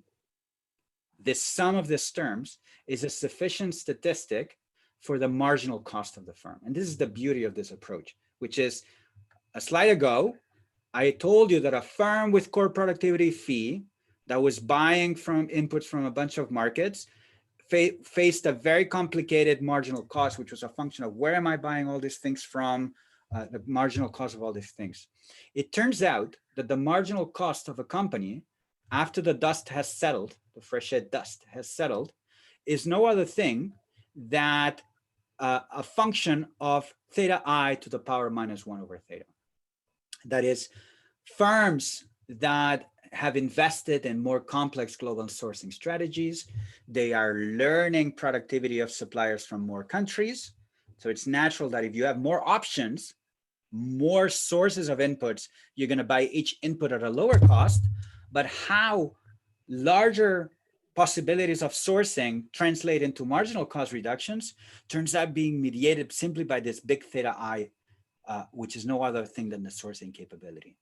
Every time you add a country to your sourcing strategy, your sourcing capability increases, your marginal cost naturally decreases, but it decreases in this very simple form, which is a power function of the sourcing capability. Okay, so basically what we've done, coming back to my point here, is that we had lots of complications because even when you knew where you might be buying inputs from, you had to figure out where am I buying each input from and how much am I buying from each input. We're basically telling you that if you are willing to go with this Eaton and Cordham assumption, you have very simple predictions for the volume of input flows from various markets, and a very simple theory for how all this inputs purchases shape the marginal cost of a company. But obviously, all that is subject or conditional on a sourcing strategy. So we still need to pin down that object, and that still is going to leave the complication of how do you exactly figure out whether you want to have Canada, Mexico, and the US, or only US, or Canada, Mexico, US, and India, and so on and so forth. But I'm going to tell you about that after the break. Thank you. Thank you, Paul. Very insightful presentation. And especially the way the trade was thought of is essentially that it is driven by the demand of many countries, and the major decision of the firm was to essentially the modes of serving different foreign countries. But what we learned today is the major structure of trade is the sourcing decision of firm. So this is a great departure from the all trade theory, including Melitz, that it was basically serving others market. It is now sourcing from others market.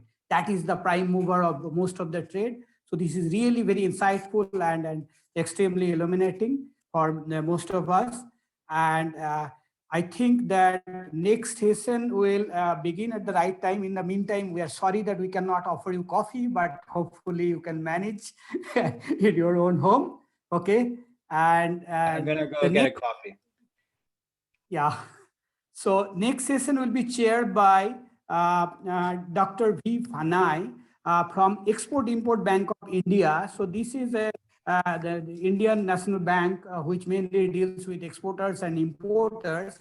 And they have been traditionally our partner of sponsoring these winter school events for a quite long time. And last 3 years with Econometric Society, they have been the prime mover in terms of financing this winter school activities. So next session will be chaired by Dr. V. Fanai. Okay.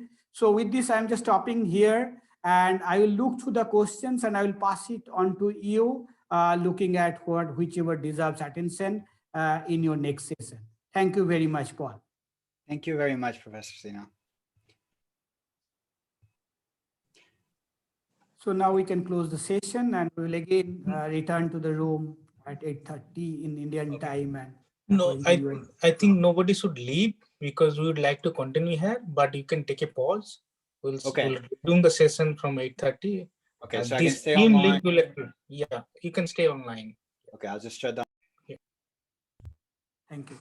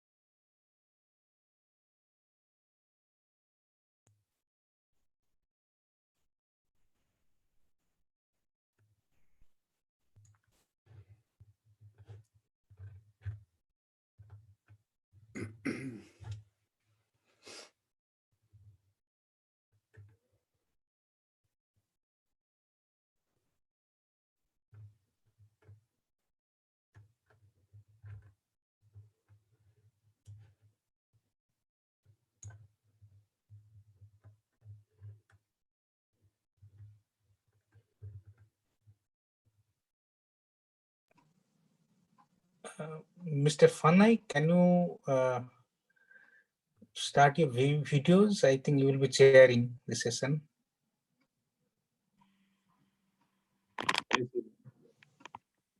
Yeah, okay. That's yeah.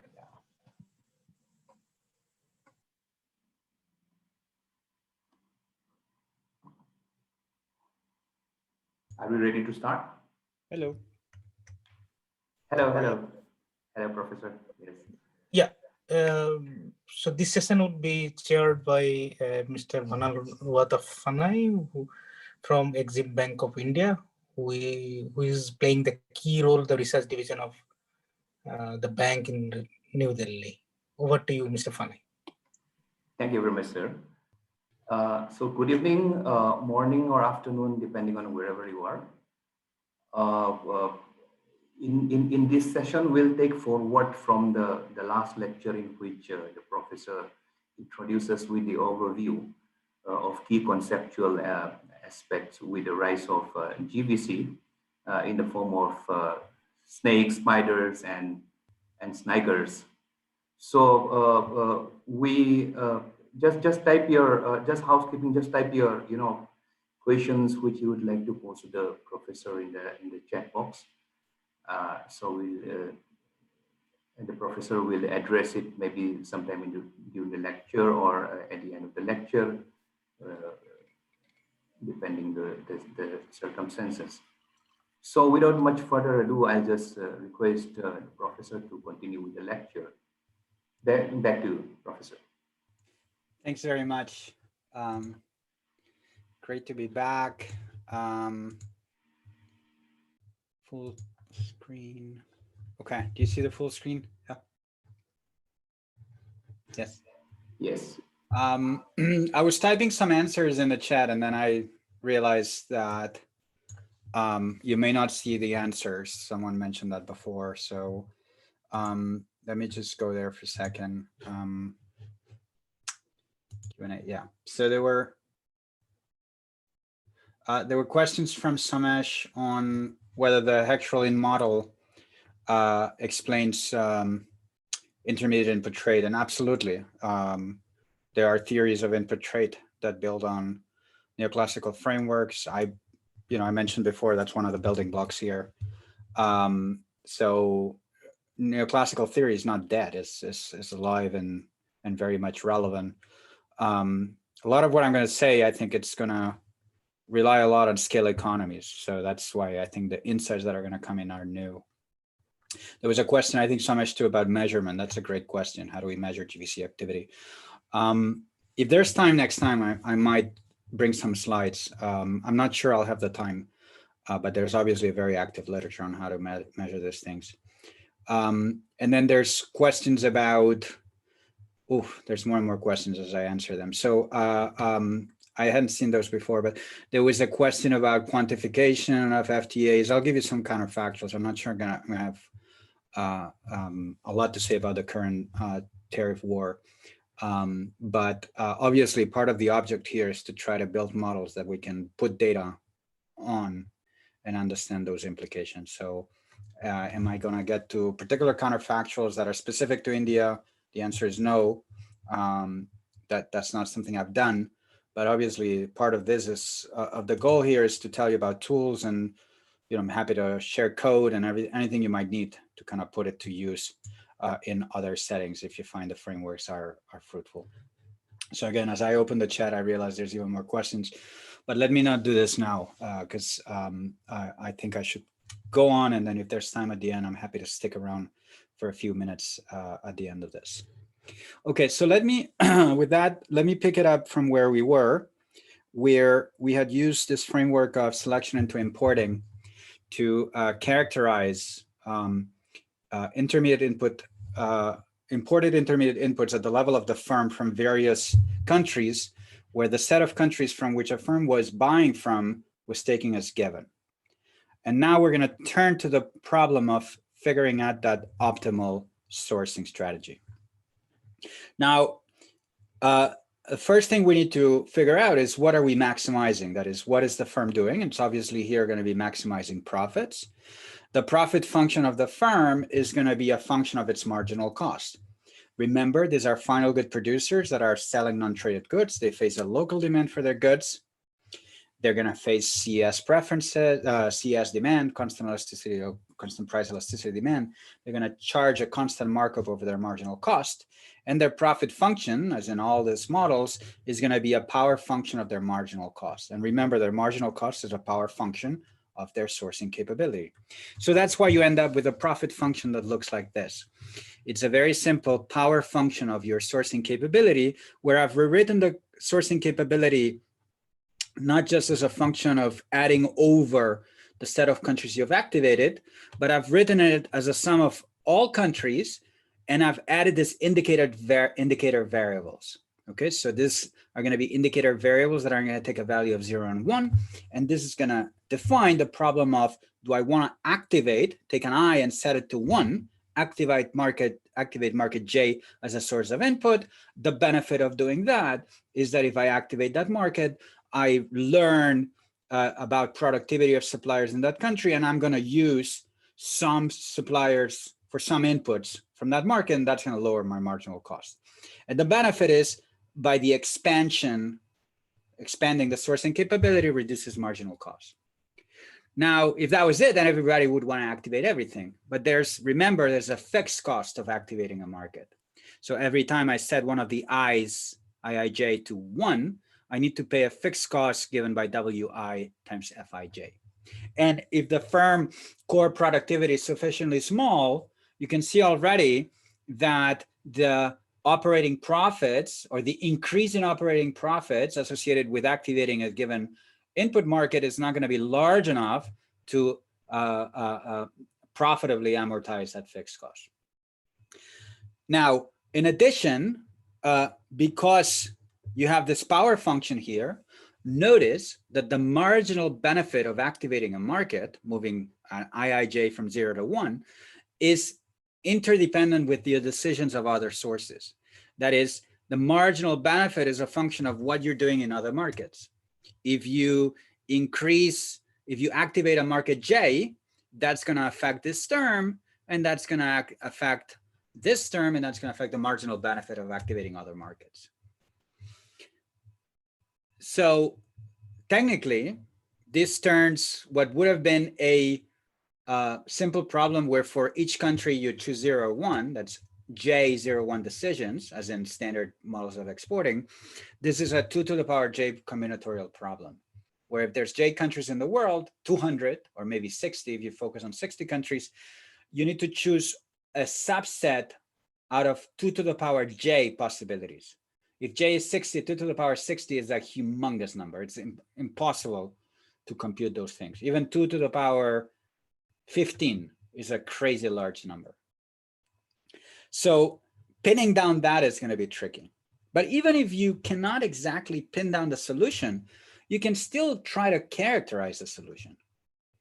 That is, often in economics, we invoke the envelope theorem or other techniques to characterize the certain comparative statics, even when we cannot solve exactly the problem we're trying to study. So that gives rise to 2 propositions. The first one is very simple. It basically tells you that no matter what the solution of the sourcing strategy might be, there's slug supermodularity between core productivity and this term. So we know that in equilibrium, it has to be the case that more productive firms are surely choosing a sourcing capability that is non-decreasing in fee. That is, starting from a core productivity through their sourcing choices, relatively more productive firms become even larger than they would in the absence of a sourcing capability choice. So this sort of speaks, I think, to the rise of superstar firms. And part of the reason why some firms in some countries have become so large is because they've leveraged global sourcing to reduce their marginal cost more than their competitors. And that's allowed them to take more market share away from their competitors. So that's a first characterization. The second one, however, is more interesting.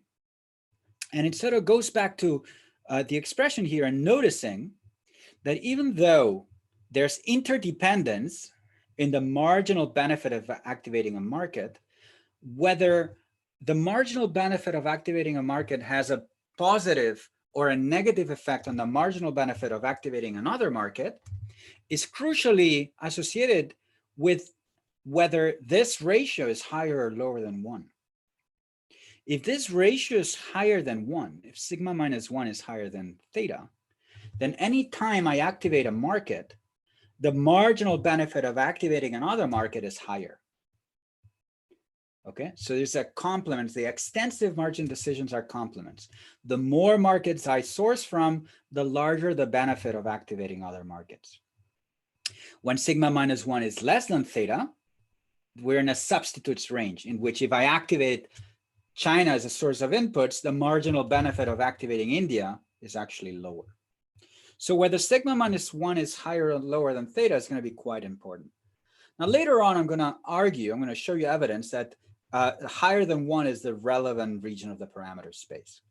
And when sigma minus 1 is higher than theta, then we have this result, which is that if you're trying to figure out the set of countries from which a firm sources inputs, okay, if you add, if you think about the marginal benefit of adding a market, that can only be raised by having more markets in your set. Okay, so if you have two sourcing strategies, J and J prime, if J is a subset of J prime, the marginal benefit of adding a market when you're starting with J prime has to be larger than when you're starting with J.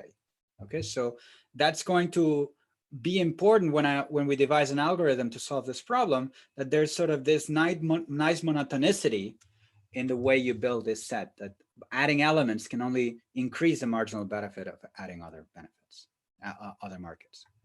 So I'm going to leverage that result later on in the estimation. The third result that I want to flag, and that's one I'm going to cross-validate with reduced form evidence, is also an interesting result, which is, suppose you hold constant the residual demand level that the firm faces, this term BI here.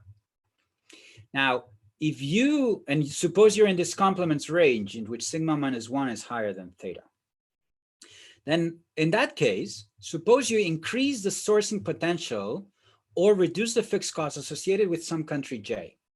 Suppose China enters the WTO and it's cheaper to import from China, tau ij goes down. Okay, so this term goes up. Or suppose a country gets better technology-wise. Then that naturally is going to increase input purchases from J to I. China becomes cheaper, we buy more from China. More surprisingly, the result here states that not only are you going to buy more inputs from China, but you're going to weekly buy more inputs from any other country. Why? Well, if China becomes cheaper, the marginal cost of production is going to go down. The optimal scale of operation is going to go up, and the firm is going to demand more intermediate inputs, but not just from China, from everywhere. Now, obviously, there's a counter force, which is if China becomes more productive, it's going to capture a larger share of input purchases. So that's going to take market share away from other countries. But that second force, if sigma minus 1 is larger than theta, that's a dominated force. Even though Chinese market share goes up, the effect of increased Chinese productivity or lower cost on productivity is large enough such that not only import demand goes up from China, but it goes up from any country in the world.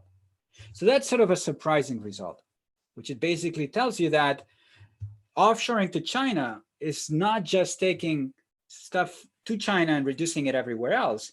It's increasing it from China and it's increasing it everywhere else, including the US. Firms that offshore to China, they're surely buying stuff more from China, but that doesn't mean that they're reducing their intermediate input purchases from the US. Okay. And I'm going to show you later evidence that that's indeed what happens in the data. That's not to say that when you aggregate across all firms, the cheaper it becomes to outsource to China, the larger will be the demand for intermediate inputs in the US. because for many companies that do not source from India or from China, or that do not source at all, the only way in which that shock is going to affect them is not going to be through this, because they're not sourcing from China. They don't benefit from that.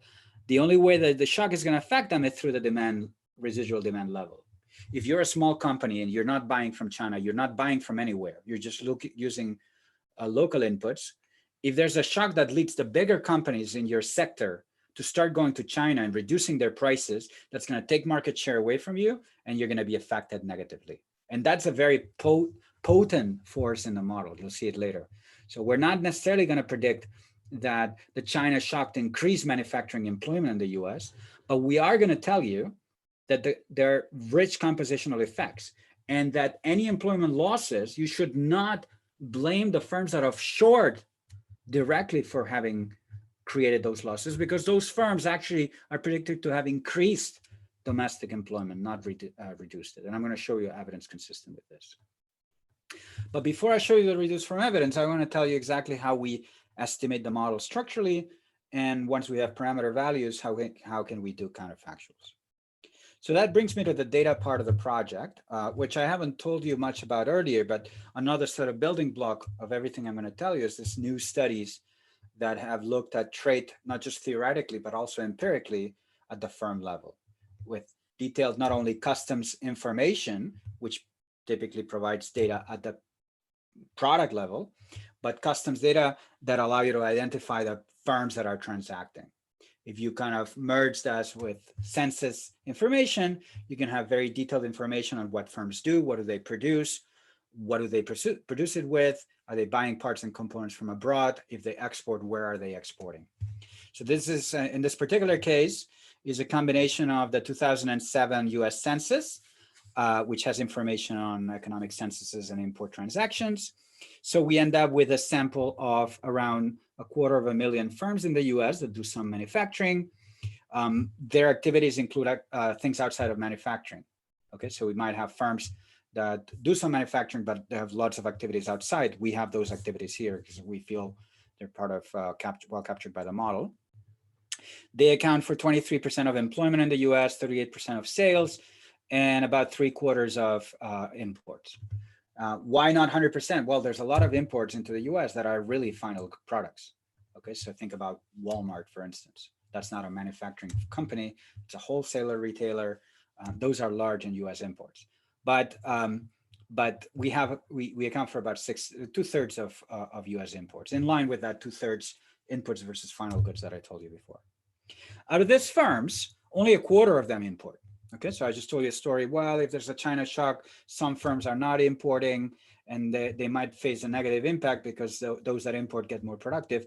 That's going to be important in part because only 25% of US manufacturing firms import directly.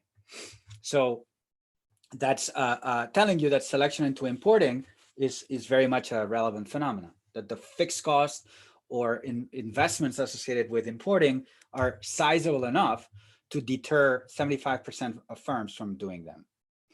Now, in terms of the structural estimation, we're going to have US firms, their activities, their imports from various countries. In principle, we have all countries in the world, but because of confidentiality reasons and also computing power, we end up limiting the analysis to countries in which at least 200 US firms import from. So that leaves us with 66 countries in the US. So I said 65, it's actually 67 countries we have here.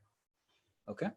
And for each firm in the model, we're going to have them choose their optimal sourcing strategy from a set of 2 to the power 67. That's a humongous number. So how are we going to do that? That's coming.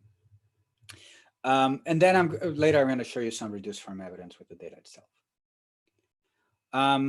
We have some descriptive stats. I mean, the point I want to make here is firms tend to buy many inputs from various countries. So there's a lot of, there's high averages. The medians are lower, obviously. There's a lot of skewness in the distribution. And interesting, that's an interesting fact, which is we don't see a lot of multi-sourcing in the model. There's, if you focus on finely disaggregated products, US importers, they don't tend to buy the same product from more than one country.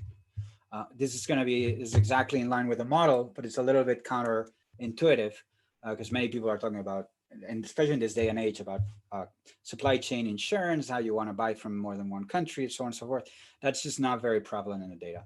The firms that do it, they're very large, so those things aggregate up. I think it's an interesting topic, but many companies actually have no multi-sourcing whatsoever. So let me give you the gist of the estimation. Okay, so it's basically going to follow a sequence of steps. There's going to be a first step in which we're going to back out sourcing potentials from firm level input shares. Then we're going to estimate a couple of key parameters, sigma and theta, that I've told you are key for the interdependence across markets. And then there's going to be a more involved simulated method of moments that's going to allow us to back out estimates of the fixed costs and the residual demand level. Okay. So in a nutshell, we're going to have a first step that is going to back this out from data. There's going to be a second step in which we're going to get these estimates. And then with some distribution of core productivity and we're going to simulate data from the model. We're going to simulate the, percentage of firms that import from Mexico, Canada, India, etc.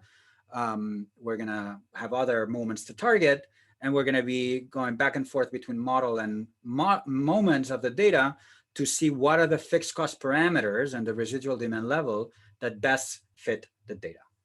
Okay, that's essentially the name of the game here. In terms of the first step, going back here, what we do is for all firms, we have a prediction for the percentage of their input purchases that are coming from the various markets from which they import. What we do here is we notice that if we take that import share from market J and we divide that by the domestic input purchases, we know every single firm in our sample buys some inputs, surely from the US and maybe from other countries. So we can divide by the domestic input purchases, and that's going to have, in the denominator, instead of this animal, it's going to have TUS, domestic trades cost US, and wages in the US. We can normalize that sourcing potential of the US to 1, and then the logs. So we have the log of the import share minus log of the domestic share, and that's going to be the log of the sourcing potential. We can add some noise to the model and turn it into a regression, where essentially we are running a regression of firm level intermediate input shares on country fixed effects. And the exponential of that country fixed effect is a country sourcing potential. Okay, so there's a very nice transition from the model to a fixed effect that recovers this object. So for various countries, we're going to obtain different sourcing potentials. What's the logic here? The logic is, suppose that not a lot of companies source from China because it's very expensive to buy inputs from China. But in the data, those firms that buy inputs from China, we observe that they buy 35% of their imports from China. On the other hand, many firms might import from Canada, but Canada is only about 10% of input shares, intermediate input shares. So that tells you that, perhaps there's a reason, I'm going to get back to this, why more firms go to Canada than China. But if you go to China, you buy a lot from China. So those shares give you information on how appealing China is in terms of their sourcing potential for sourcing inputs from. Okay, so this is very simply recovered from a normalized share regression as country fixed effects. Sigma, we back out from markups. There's a nice connection between demand elasticity and markups in the CS world. And theta, how do we estimate theta? It's very simple. We basically project our estimates of sourcing potential. We take the log of it and run a regression of those sourcing potential on wages, on log wages. So that elasticity is exactly theta. We do observe that you tend to buy less from countries with higher wages, and that slope, and we kind of have an IV approach if you're concerned about endogeneity, that gives you a theta, okay? So basically we obtain sigma is 3.85, I think, theta is like 1.5. So we're in the complement, solidly in the complement case. That's step 2. The third step is this simulated method of moments, okay? So the simulated method of moments, you basically simulate data from the model, and for each firm, you give me the fee, you give me this estimates, and I'm going to compute, for some initial guesses of B, and fixed cost, I'm going to solve for their optimal sourcing strategy. Now, I told you that's a huge combinatorial problem. So how are we going to deal with this? So you cannot do it in brute force. And you need to do that we're simulating hundreds of thousands of firms. So how do we do this? Well, we noticed, and we basically read the work of Pandya and Econometric and realized there's actually a very fast algorithm to solve exactly this problem. And that comes from the fact that if sigma minus 1 is higher than theta, the profit function I told you before has increasing differences in this extensive margin. So the following will work. Suppose, so I'm going to describe it in words, and hopefully it's going to be clear. So what am I trying to do here? For each firm, we're going to try to figure out which of the 67 countries they could buy inputs from are they actually going to choose to activate. So we're going to start with a lower bound for that set. The lower bound is the US. Suppose that, and it's consistent with the data, every single firm sources inputs from the US. And then country by country, we're going to say, suppose you're importing from the US. Okay, so the US sourcing potential is in your profit function. Suppose that I consider adding one at a time any other country to the set. If I start with just the US here, if I add Canada, I know what that's going to do to this part of the profit function, and I have an estimate of the fixed cost. And I'm going to see whether that's profitable or not. If it is, I'm going to say that Canada is in the sourcing strategy. For many, many countries, I'm going to conclude that no. Okay. But if Canada and Mexico turn out to be profitable, I'm going to add them to the set. But then I'm going to iterate that. I'm going to say, now that I have the US, Canada, and Mexico, let me revisit this other 64 countries. Why? Because maybe when only the US was in, India was not profitable.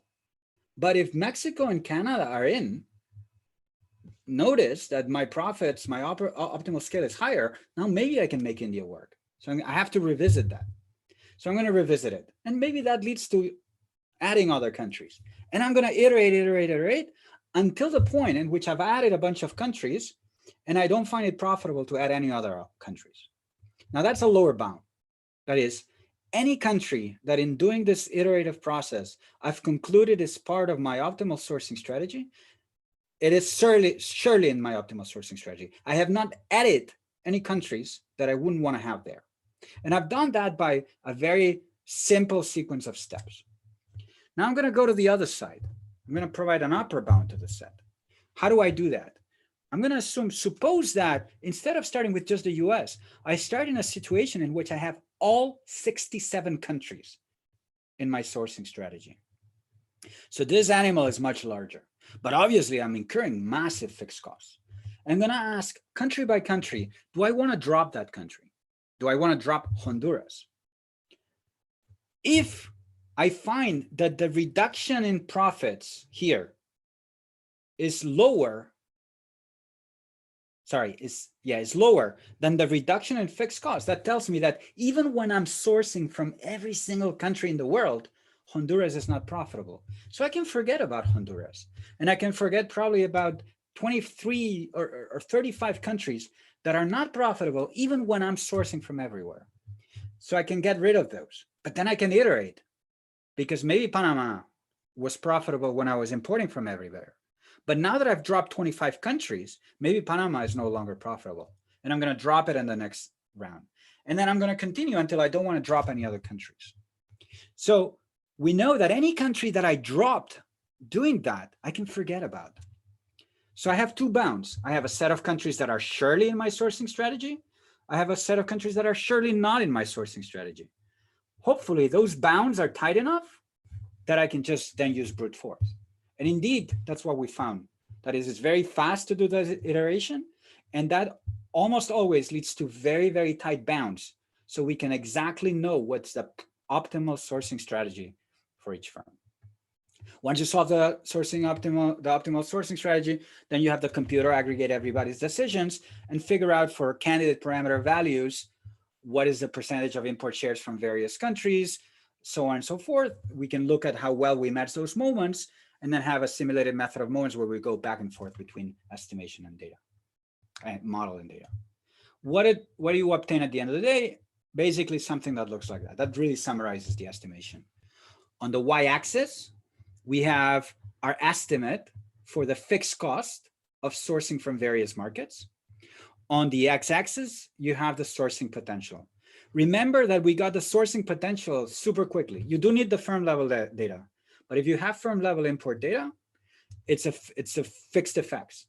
What do we learn here? Notice China, massively high sourcing potential. Why? Because indeed, as I told you before, not a lot of firms import from China, but those that import from China, they import a lot from China. So that's why it's so much higher than Canada or Mexico or India.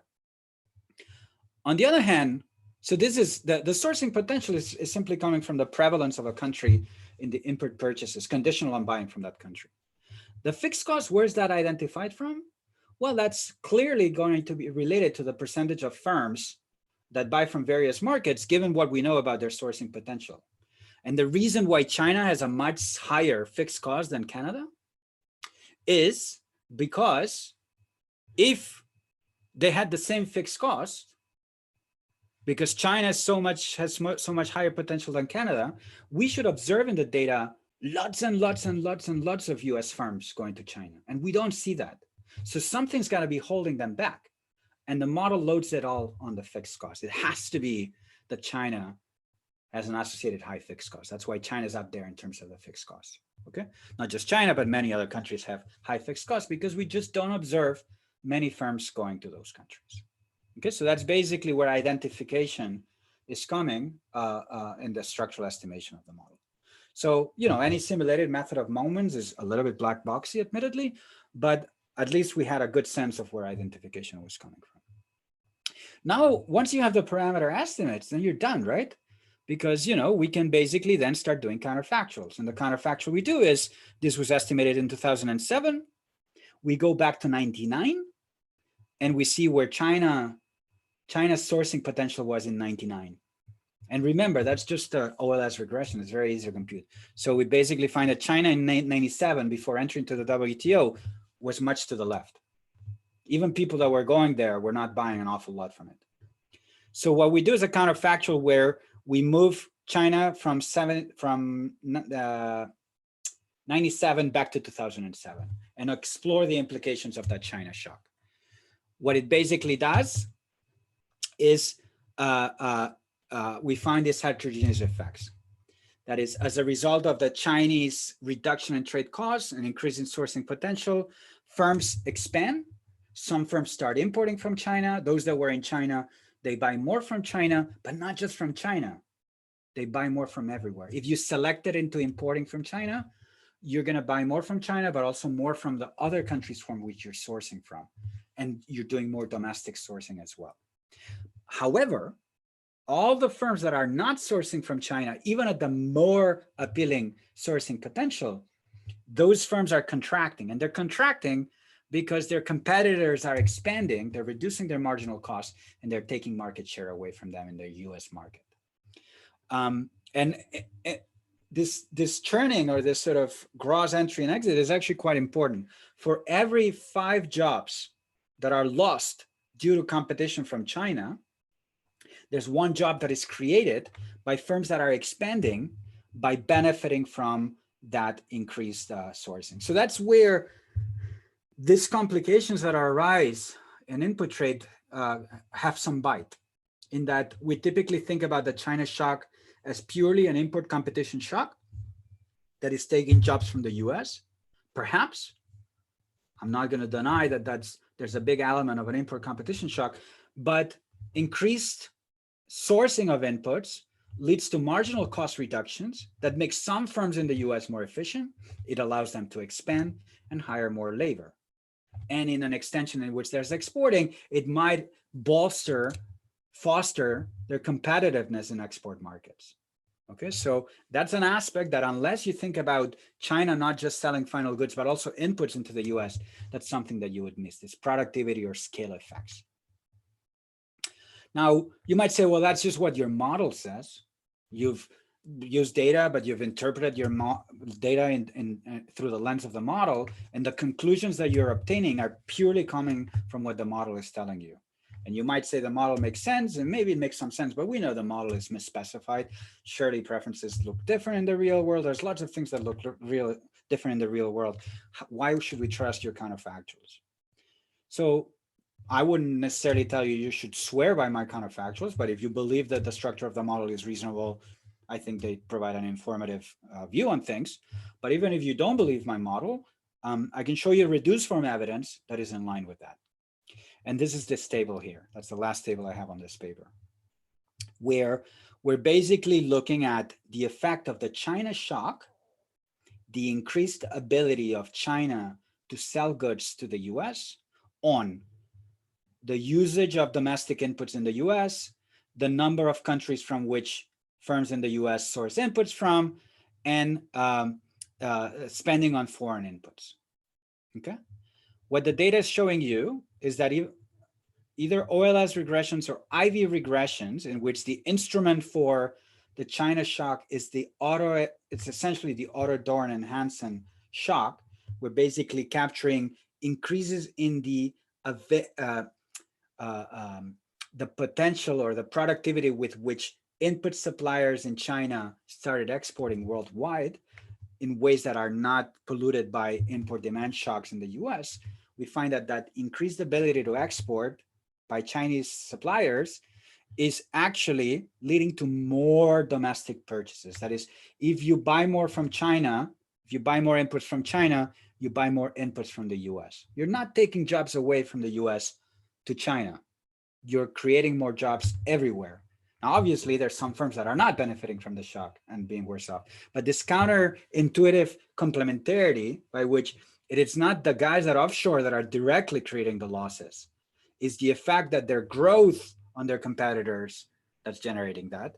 I think that's sort of an interesting subtle result, and that is very much borne by the data, whereby firms that directly benefited from the China shock, they increased their input purchases not only abroad and in China, but also in a bunch of countries.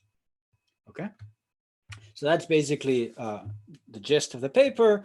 There's many extensions. Some of them we had the appendix, others we didn't, but I want to flag them in case there's interest in sort of trying to push on them. So first is the issue of exporting. I have to assume that the final good producers don't trade, but obviously in the data, they very often export and importers often export. So that's an interesting margin. And what comes out here, which I think is interesting, I'll come back to this, is a natural complementarity. As firms import from more places, they reduce their marginal cost, and that's going to put them in a better position to be able to amortize the fixed cost of exporting. The more you import, the lower your marginal cost, the larger your scale of operation, the more likely you're going to make exporting work. Similarly, the more markets you export in, or you export to, the larger is going to be your scale, the more sales you're going to have, and therefore, the more likely it is going to be for you that you find it profitable to import from more markets. So this sort of complementarities that are very much part of the model might help us think about why there's that connection between importers and exporters. You can play around with extensions of the model in which instead of being competitive, the upstream market, the input market is also monopolistically competitive. And I think that's very interesting, actually. We haven't fully worked this out, but I have this sense that part of the reason why some companies, manufacturing companies like Apple, have become so huge is not just because they have offshored and they've bought inputs more cheaply, but because they've managed to create a market for inputs that is larger than the market for firm-specific inputs that other companies have created. So basically, the fact that Apple is so large has led many, many, many companies to try to sell inputs to Apple. That's generated a variety effect that has made Apple even more productive than our model would predict with competitive and homogeneous inputs. This customization creates a sort of a whole market effect that makes the productivity of Apple even larger than it would otherwise. And then you can play around with like relaxing CS preferences. What if you have variable markups? What does the theory have to say about markups? Can we explain the rise of markups? Is it the fact that markups have been increasing, especially in industrialized countries, but some people argue worldwide? Is that in part related by the fact that large companies are becoming larger because of global sourcing, and that's moving them to segments of the demand schedule that are less elastic and that allows them to charge higher markups. Is there a connection between the two? I don't know. I haven't looked at it, but I think it's a promising avenue. And then we could introduce here contractual variation. Maybe the T's are not just technology, they partly reflect a contractual environment. It's not that you get better draws in some countries, but you're safer. So that basically de facto, it's still higher effective productivity. So lots of interesting and I think tractable extensions that could be exploited. Some of them I've looked into, but many others I have not. So I encourage people, if you find this interesting, to work on it. So that's in terms of spider. That's all I'm going to say. The next step is I want to tell you a bit about snakes in the remainder of today. And then I'm going to put them together next time and perhaps tell you about measurement if there's time. I'm happy to pause for a second. If somebody sees a particularly relevant question in the chat now, I'm happy to take it. If not, I can take questions at the end.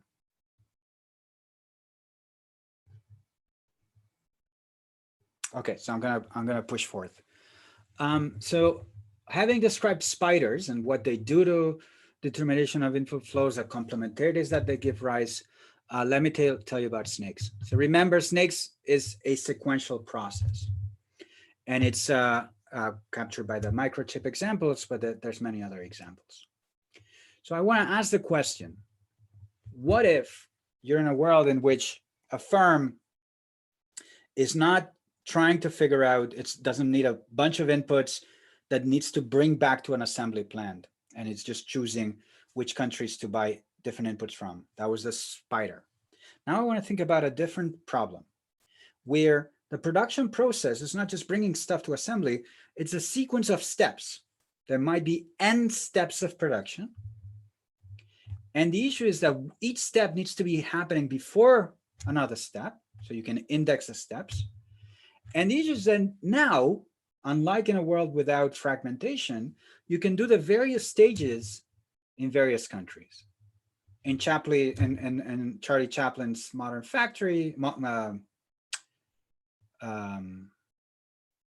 Times, the assembly line was all within a factory, within a location. But now each step can be happening in different countries. And the problem is, where do I have different inputs produced? Now, if you're in a world without trade frictions, there's no trade cost, the taus before in the previous model, they're all equal to 1, okay? No iceberg trade costs. Then actually we go back to the model we had before. Because if there's no trade costs, and suppose there's no interest rates or anything intertemporal, then it doesn't really matter when things happen, at which stage they happen. You're going to basically choose for each input, for each state, you're going to choose the cost minimizing production location. In the same way that we were minimizing the price of inputs at tau times W times A, with sequentiality, we wouldn't have tau, but we would minimize A, the A's times the W's. And for each input, for each stage, we would choose a location that minimizes total labor costs or total factor costs. So it's not that different from what we had before. You could even think about activating markets for inputs and doing all this stuff that I was just doing before in a world without trade frictions. The problem is that we live in a world with trade frictions. There are trade frictions in the world. And more importantly, if we want to use models for counterfactual analysis, a lot of the counterfactuals that we care about is about changing those trade costs. So a model with free trade is not going to be a very fruitful one. And the problem here is that once you introduce trade costs in a model of sequential production, all hell breaks loose. Okay, this problem becomes much harder to handle. I myself had done work on sequential production, emphasizing contractual aspects of sequential production with Dave and Chor, and in the process we developed a model of upstreamness. There's work by Costino and co-authors, also fairly recent, on sequential production and trade, free trade. Older work by Avinash Dixit and Gene Grossman on sequential production, free trade. Just about any model of sequential production had free trade. And the reason is because without free trade, matters are very complicated. And they're very complicated for the following reason. Suppose you're putting together, let me give you an example. Suppose you're putting together a car, okay? So the Ford Fiesta before maybe. You have an assembly plant, maybe, and you could assemble the good in the US, in Mexico, maybe you could assemble it in Spain. And then you have, you know, the parts that are gonna go into the plant, into the car. So think about tires, right? So your car is gonna need tires. So you're gonna have to bring the tires to the assembly plant. But the tires, they're not just produced with labor, they use rubber. Okay, so there's rubber that goes into tires, the tires go into the car. Suppose that Mexico is a good place to do assembly. There's a rubber, there's a lot of rubber in Brazil. There's a lot of rubber in Indonesia. And in terms of tire producers, there's a very good one in Vietnam, and there's a decent one in Costa Rica. Now, if you just minimize production costs, you'd say, okay, I'm gonna pick the assembly in Mexico, I'm gonna get the rubber from Brazil, and I'm gonna have the tires be produced in Vietnam. There's no trade costs, so I'm just gonna minimize production costs. But if there are trade costs, then I've just designed a chain that is gonna incur very high trade costs, because you're taking the rubber from Brazil and you're gonna take the rubber to Vietnam and the tire from Vietnam back to Mexico. Why am I doing that? Maybe, you know, surely the Costa Rican producer is not as efficient as the Vietnam one, but maybe when I factor in trade costs, I want to do that. But then you might start wondering, well, wait a second, maybe I don't need to take the rubber all the way from Brazil to Vietnam. Maybe I can have rubber from Indonesia to Vietnam, and then the Vietnam, they ship the tire to Mexico, and that's the cheapest option. Doesn't matter what the actual solution here is. The point is, you're starting to think about many possibilities, because you're not just optimizing stage by stage, you're optimizing at the chain level. You're trying to minimize the marginal cost with which you produce a good along a chain, and not just simply minimizing stage by stage. Okay, you care about where the good is coming from, where is it going? So you're basically jointly optimizing for the path of production. Now that's, you know, those interdependencies, it didn't take long for us, me and Alonso, but also I'm sure many people had thought about, oh, let me put some trade costs, and then you quickly back out because you realize this is a mess. So in this paper, we said, okay, it's a mess, but let's try to make sense of this mess. This is a very interesting problem. It's a very interesting problem. It seems realistic. Firms spend a lot of money on their logistics, on their designing the path of their chains. So what can economists contribute to this? So the first thing we did is we took a long detour, and we, you know, that's sort of interesting in terms of how we do research, and I think it, you know, teaches something, which is we basically spend a good close to a year reading the logistics literature on this topic. There's a bunch of engineers in business schools and operations research that have devised tools, algorithms to solve these problems.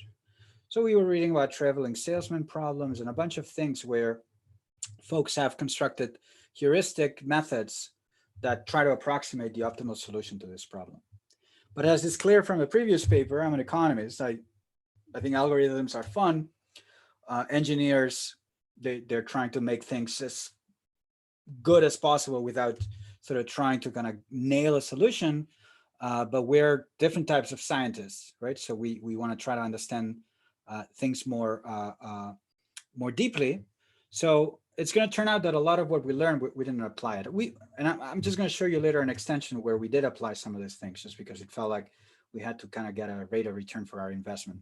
But at the end of the day, I'm going to show you that, I'm going to tell you about this paper that solves this problem and solves it with tools that we actually knew about, and economists know about. So that was sort of an interesting. It came at a cost though, and I'll explain why we initially missed this, why we were happy to go along with it, but why we remained somewhat unsatisfied in thinking that we had to simplify the problem in a way that is a little bit offensive. So in future work, I hope people will make progress on this. So this is the background. What's the challenge? What is complicated here? The main contribution of this paper is to do the following. first develop a general equilibrium model of global value chains that allows for a general geography, fairly general geography of trade costs. So we had general equilibrium models of snakes, of sequential value chains, but they were all had free trade. So we want a multi-country model with trade costs. Again, I mean, I'm oversimplifying. There's obviously people that had worked, Venables, Baldwin and Venables, for instance, had worked with 2-country models. Some people had worked 3-country models, but a general treatment of a multi-country model that you could take to the data, that was not available.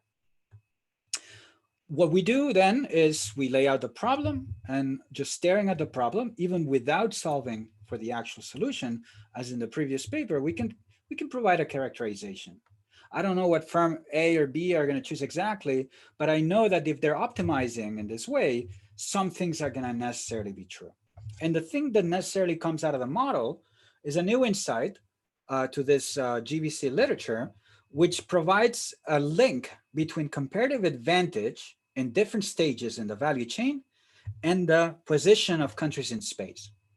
More specifically, it tells us, the model tells us, that countries that are relatively more central, that are closer to where market size is, okay, they're large and they're close to large economies, those are economies that we predict should be specializing relatively downstream in value chains. So China is a good example. China is a very central country because it's very large, and it's large to Japan, and it's not large far from India, and it's not far from the US. So it's a very central country, and it's also very downstream. And then you've got like other economies that are more remote, Australia, etc., or Indonesia for that matter, that tend to be specialized more upstream. So the model is going to tell us why that might be the case. And I'm going to show, we have some evidence consistent with that. And then on the technical front, as I mentioned before, we face again a complicated problem, but we're going to develop tools, or we're going to propose tools to solve for it. Okay, and we'll see that it's actually turned out to be not that complicated. Once we can solve the model, then we can estimate it, right? We can estimate the model. We can show how it maps to available data. The type of data we're going to map it here is not going to be firm level data. We're going to map it to global input-output tables. Okay, we're going to see that there's a fairly clean mapping between model and data, and that's going to allow us to estimate the model and then play around with it, do counterfactuals. What happens when you have a trade war between the US and China? How does that reorganize things? Obviously, there's disruptions between US and China, but things are going to move elsewhere. Which stages move to other places, and what are the real income implications of that? Who's going to face the bulk of those losses? Okay, that's basically what the paper tries to do. So I'm going to walk you through the model, give you the gist of it, and very much as in the previous paper, give you the key elements. Okay, and lots of what's behind the model you've seen already. So it's natural to kind of present it right before the other one. So as before, I'm going to focus first on the firm level problem, partial equilibrium model, which is you have a firm produces a final good. Now this final good will be tradable. Okay, there's going to be demand for that good in J countries in the world.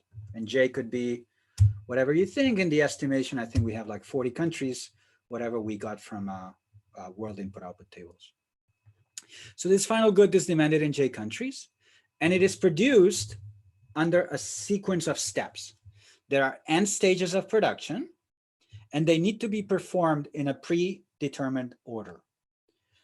Stage 1, stage 2, stage 3, all the way to stage n, which is the final assembly stage of production, from which the final good is shipped to all J countries. The initial stage is going to be produced just with labor. We need an initial condition, okay? Then we can have input-output links. I'll tell you more about that. But just for now, think about you have an initial stage that is just used with labor, produced with labor, broadly defined, equipped labor. And then you take that initial stage output, that's an input, and then you pass it on to stage 2, where it is combined with labor to produce stage 2 output. And then it's passed on to stage 3, where it's combined with labor to produce stage 3 output, and so on and so forth until you get to the last stage of production, okay? So at each stage, production combines equipped labor with the good finished up to the prior stage n-1. In each stage, you use the prior input and labor. Labor commands a wage WI, which is going to vary across countries, as in the previous paper. What's new here, I didn't say much about that in the previous paper, but this is going to be a full general equilibrium model. In the previous paper, we didn't do much in terms of pinning down wages and equilibrium. It wasn't necessary for a lot of the things we were doing. Here, we want to emphasize wages. Why? And first, because we think that this shocks that we have in mind might be large enough to affect wages. But second, and more importantly, because we want to trace the real income implications of shocks to the world economy. We don't want to care just about employment. We want to think about, if this happens and global value chains reorganized in this manner, what is going to happen to income per capita in various countries? If I reduce my trade costs and I participate more in value chains, what's that going to do with my income? And how does that depend on where in value chains, upstream or downstream, I participate? These are the sort of things that motivated us. So it sort of felt natural that really pushing on the general equilibrium was important. So it's going to be a full general equilibrium model where wages are going to be endogenous. On the trade cost side, I told you before, we have a fairly general matrix of trade costs between any two countries, I and J, but we are going to assume that these are iceberg trade costs. Okay, these are ad valorem trade costs. If I ship, if I want to ship $10 worth of goods or inputs, if 10% of it melts in transit, so that basically means that there's a 1/1.1 iceberg trade cost associated with it. Okay, so a 10% trade cost would be tau is equal to 1.1. So that's basically how we model trade costs. Part of they're proportional to the gross value of what gets traded, and I'll come back to this. That's an important assumption. And on the last assumption we're going to make is very much unlike the previous paper and unlike a lot of the work in trade in recent years, but we're going to assume constant returns to scale and perfect competition. So this is going to be a completely neoclassical model of trade. Okay, for those of you that wanted neoclassical models, this is a neoclassical model of trade, but it's going to have sequential production and it's going to have trade costs. So it's naturally going to map to multi-country Ricardian models of trade in the tradition of Eaton and Cord in 2002. In fact, all I've described here and all we're going to end up having is a multi-stage variant of an Eaton and Cordon multi-country Ricardian model of trade. Okay, and the way we're going to be able to make the model work in a multi-country world is going to have to be related to the assumptions that Eaton and Cordon made. So I'm going to come back to that. But beyond that, the main reason why constant returns to scale are going to be useful here is going to be because they're going to simplify the firm level problem. But that's not something we really understood at the beginning of the project. That's only something that hit us at some point. So I'm going to try to argue why constant returns to scale are so important here. Okay, so now that we understand the setting, this is the model. That's it, basically. I'm going to flesh it out a bit more and put some functional forms, but there's not more than that in the model. That's it. That's the model. At least in partial equilibrium, then we can put it in general equilibrium. So what the firm is trying to do is what? It has demand for its product in J countries, and for each destination of consumption, is trying to figure out what is the optimal path to get to consumers in country J. So the optimal path to get to consumers in country J might vary across J's. That is, when the car producer before was trying to think about, Mexico, Indonesia, Brazil, all that stuff, maybe that was, assembly was in Mexico because the market they had in mind was North America. Okay, so when selling to the US, the optimal path maybe was Brazil, Costa Rica, Mexico, and then sell in the US. But what if the same automaker has demand for their cars in China or in India? Well, maybe that chain is not appropriate for that market. Maybe you want to think about a chain where I'm going to take the rubber from Indonesia, I'm gonna have the tires in Vietnam, and maybe in Thailand, there's an assembly plant. I'm gonna assemble in Thailand and then sell in Asia from that platform. So the destination of consumption is obviously important for how you want to organize production. So I'm gonna allow here for optimal paths of production that are a function of what final consumption is. And then conditional on the destination of consumption, there's going to be where you want the first stage, say rubber, where you want the second stage, say tires, where you want the third stage, say car assembly, okay, all the way up to end. Now, here's the first reason why constant returns to scale helps. I can analyze this destination market by destination market, because the marginal cost of production that I'm going to face is going to be independent of scale. And if my marginal cost is independent of scale, then it doesn't really matter how I service producers in the US or China, even if we have the same supplier producing inputs for various chains, their marginal cost of production is not going to be a function of how many chains flow through that node. So that's the first point, where if I had increasing returns to scale, and average costs depended on the volume of sales, that would complicate matters big time, okay? Okay, so that's basically what we're trying to figure out, destination market by destination market. How do we get there? And lots of what I'm going to tell to you in partial equilibrium is generally true for any well-behaved production function, but let me focus on a case in which technology at stage n, little n, is a Cobb-Douglas Ricardian cost function. Why do I call this Cobb-Douglas Ricardian cost function? Well, first of all, because it combines labor and the prior input in a Cobb-Douglas fashion, and it's Ricardian because the only way in which technology varies across stages and countries is through labor productivity. So let's pause and define notation. The left-hand side here, this is PLN and L. This is the marginal cost of production, or the minimum price, that's why we call it P, the minimum price at which a producer located in location L of N can produce stage N. That cost of production of stage N in country L of N is a function of what? Labor costs, which are a combination of wages in location L of N times the unit labor requirement of producing good N or stage N in country L of N. So these are the unit labor costs, okay, of stage N. I'm going to combine that with some intensity alpha N. And what else am I using? The prior stage of production. What is the cost of getting the prior stage of production? Well, on the one hand, it's going to be the delivery or factory price of stage N minus 1, which is the same as this, rolling back to N minus 1, P N minus 1 of Ln minus 1.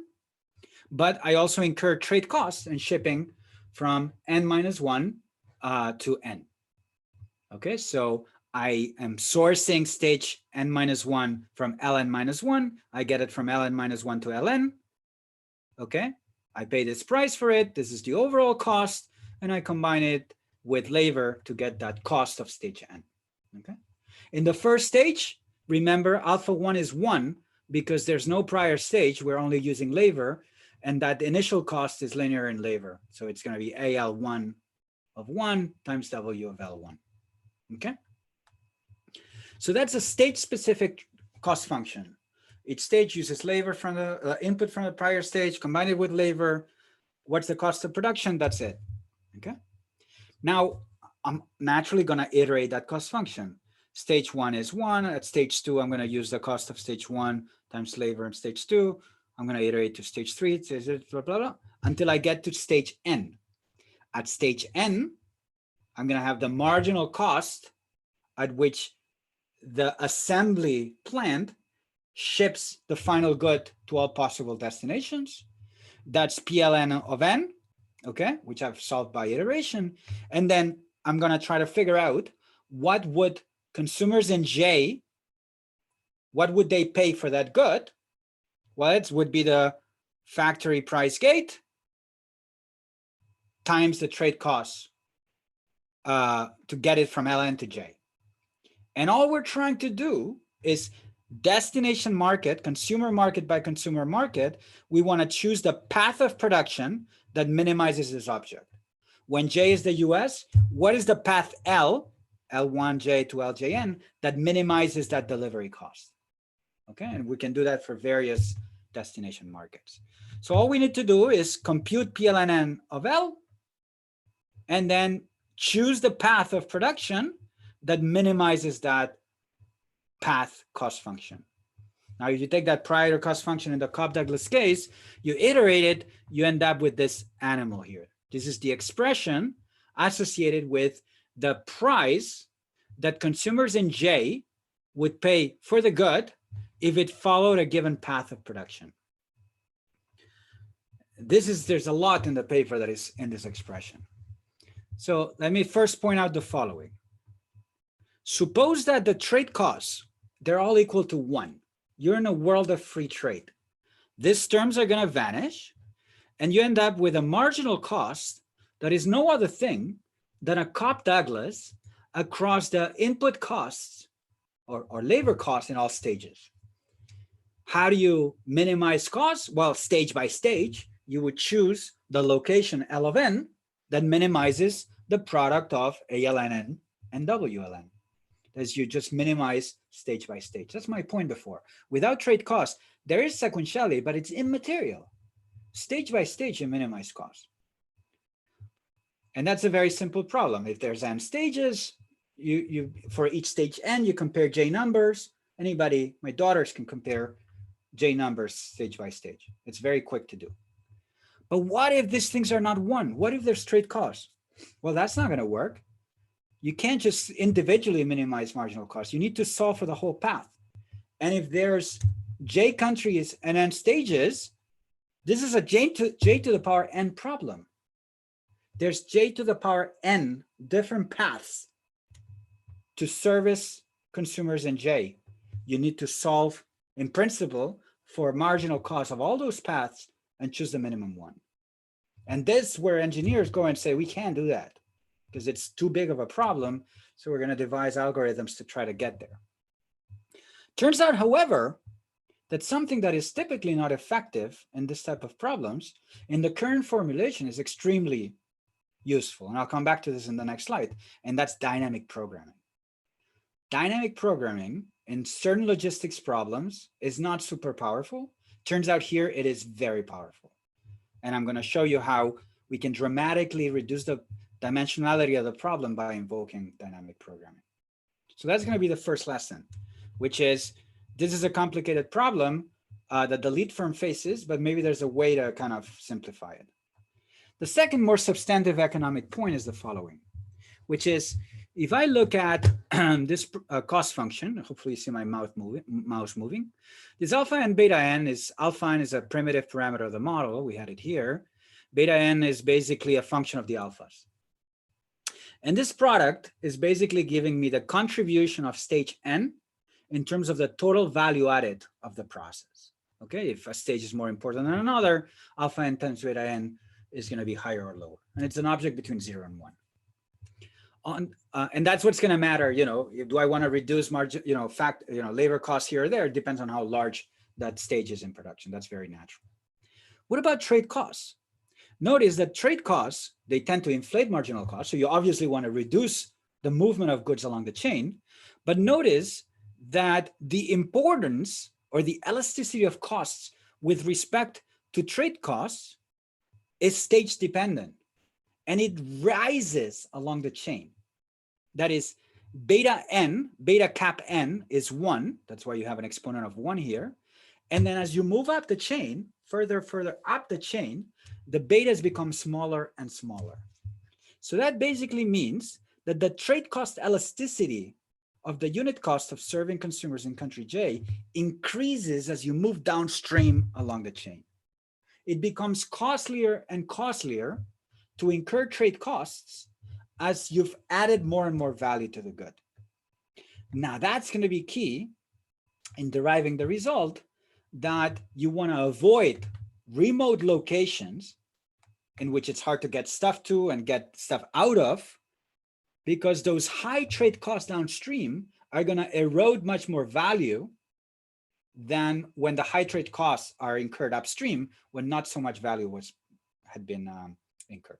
Now that's remoteness, centrality in a geographical sense, but also in a trade policy sense. All we're saying is that when you're importing iPads from China, if you pay tariffs on that, maybe there's a tariff war and we put tariffs on the iPads, we're not just putting a tariff on the Chinese labor or value added that went into the production of the iPad.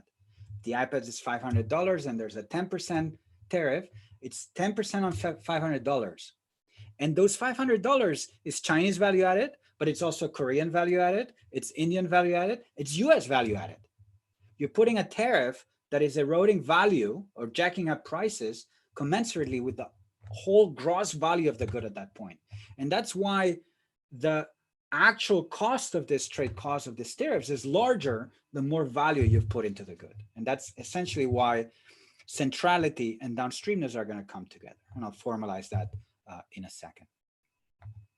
Before I get into that, let me tell you about this aspect here, which is, yes, we're in a sequential value chain in which there's trade costs. You want to figure out the whole path. You know, we're going to go to Costa Rica, Indonesia, all this mess that I told you before.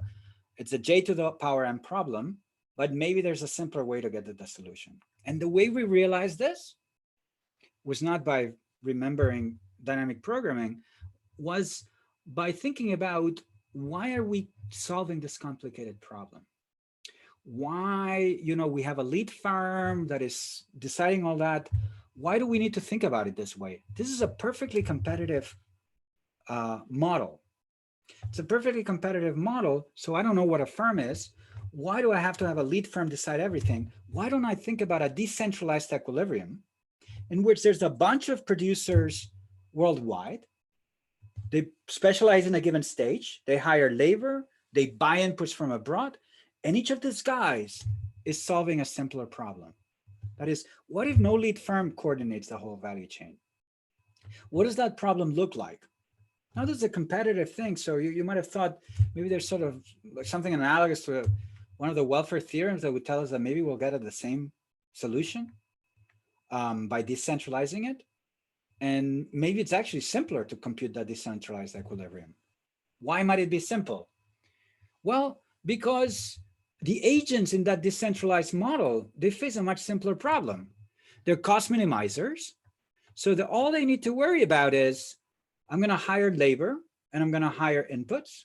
I'm going to buy the prior good. I'm going to choose the source of the prior good that minimizes my costs. So naturally, I'm going to figure out if I'm at stage N, where can I get stage N minus 1 from? I'm going to compare the prices and I'm going to solve this problem that my daughters can solve, which is I see J potential prices of the prior stage. I'm going to choose the cheaper one. That's a very simple problem to solve. Then I still need to combine labor and the prior input in the right proportion. So there's your standard cost minimization, but that's very simple. So that's certainly a much simpler problem. The issue, however, is that instead of there being one lead firm, we have a bunch of people out there. This is decentralized. So for any stage and any country, there's going to be someone out there making that decision. So the issue is, am I better off solving all these things, or am I better off with a large problem? And the issue here is that it turns out that you're better off with a decentralization. That is, the number of problems you need to solve is much, much lower. Okay. And in fact, there's another sort of interpretation of this, which is because with constant returns to scale, the identity of the specific firms is immaterial. Whether I want to think about this as an actual decentralization of the problem where there's all these producers out there, or if I want to think about this not as a decentralization, but as a lead firm taking that big chain problem and breaking it up into stage problems, much as dynamic programming tells us to solve dynamic problems sometimes by looking at stage problems step by step. And there is a connection here. You can show, invoking the principle of optimality, that we get exactly the same optimal path of production when looking at the lead firm problem or by breaking it up into a dynamic programming problem. The difference, however, is that the dynamic programming formulation only requires n times j computations. So if n or j are large, n times j is much, much smaller than j to the power n, okay? So decentralization or dynamic programming here works like a beauty. It allows us to solve the problem very quickly, but it's very important that we have constant returns to scale. The only reason this works here is because we can break the problem into stages and we don't necessarily need to double guess ourselves, in the sense that all we're doing here is to show it graphically. We have destination of consumption. We want to think about, you know, if I'm at stage 2, I'm A, B, C, or D, where am I going to buy inputs from? And I'm going to buy inputs from A if I'm A or B. I'm going to buy C from C if I'm C or D, okay? So then all of a sudden there's all these nodes that I don't care about anymore. And then I know that if I'm here, where am I going to buy from? So I basically quickly pin down the path, but I need to be able to make that decision of whether I'm going to buy from A or B without knowing or without caring about what the choices are downstream. If all of a sudden the cost of buying from this or that would be a function of the volume of production of this nodes, that would be a big problem. I couldn't really kind of discard countries based on simply these bilateral decisions. So if I have non-constant marginal costs, and it's not really about non-constant marginal costs, even with constant marginal costs, whether a node is going to emerge or not might be a function of average costs. So A might be very good, but if all of a sudden nobody is going to buy inputs from here, these plans are going to be very small. Maybe A is not going to exist and A and B would actually be buying from D. So scale economies or non-constant marginal costs would generate a lot of problems. And that's why we realized that, well, if we assume constant returns to scale, this is actually a very simple problem to solve, okay? So that's on the partial equilibrium side of the model. That's the first lesson, that if you want to think about what's the optimal path of production with trade cost, if you have constant returns to scale, just use dynamic programming and you're done. You can do it. It's very simple. And you can do it with lots of heterogeneity and so on and so forth. Now, we wanted to go beyond that. We wanted to have a model that not only tells you what firms are going to, individual firms are going to do, but how those choices aggregate. Now we've pinned down a snake. A snake is going to have a bunch of trade flows associated with it, but the world is one with like hundreds and thousands of snakes, and aggregate trade patterns between any two countries follow from the aggregation of those snakes. So how do we manage that? So this is going to be a model in which it's going to be a general equilibrium model that's going to accommodate many snakes, many products. There's going to be Ricardian differences in technology across stages and countries, as in the previous one firm model. But now we're going to have a continuum of final goods. So there's going to be a bunch of firms producing final goods for J countries. There's going to be potentially multiple GVCs producing each of these final goods. As before, when we sell to the US, we might go to Mexico, Costa Rica, Brazil. When we go to other countries, we might follow a different path. And everything I'm going to show you on the theory side is true for an arbitrary number of countries and stages. Okay. And the model is actually going to be a formal extension of Eaton and Cordham, in the sense that if we take our model and we set n equal to 1, single stage, we get exactly Eaton and Cordham. So it's a strict generalization of Eaton and Cordham. And as a result, we're going to be able to not only characterize the relative prevalence of different possible GVCs, but we're going to study the average position of countries in GVCs. Do they upstream or are they downstream? How does that correlate with their centrality? And we can trace the implications of changes in trade costs on the world income distribution, on income per capita differences across countries. Okay.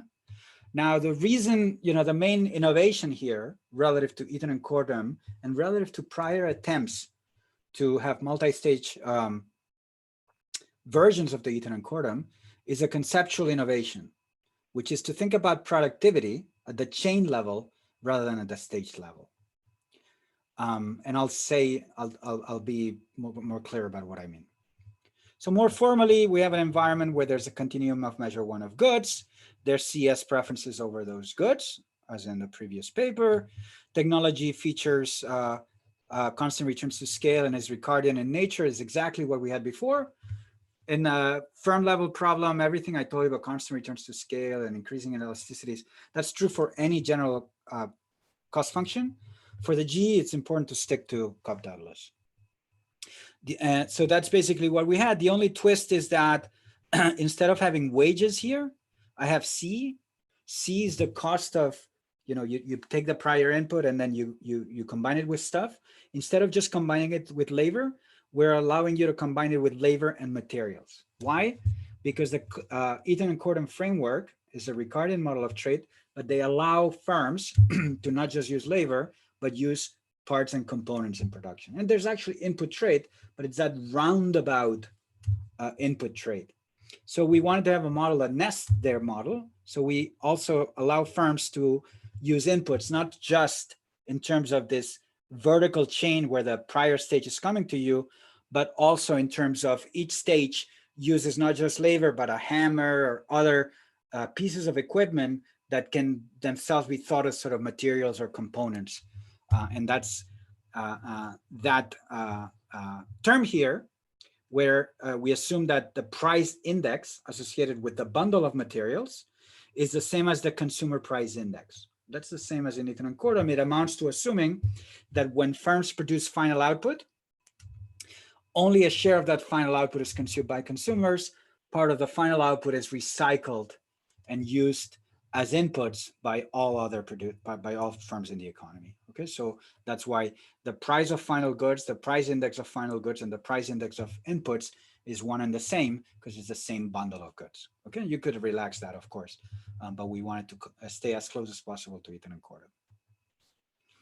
So that's basically the framework, right? So we have a bunch of chains.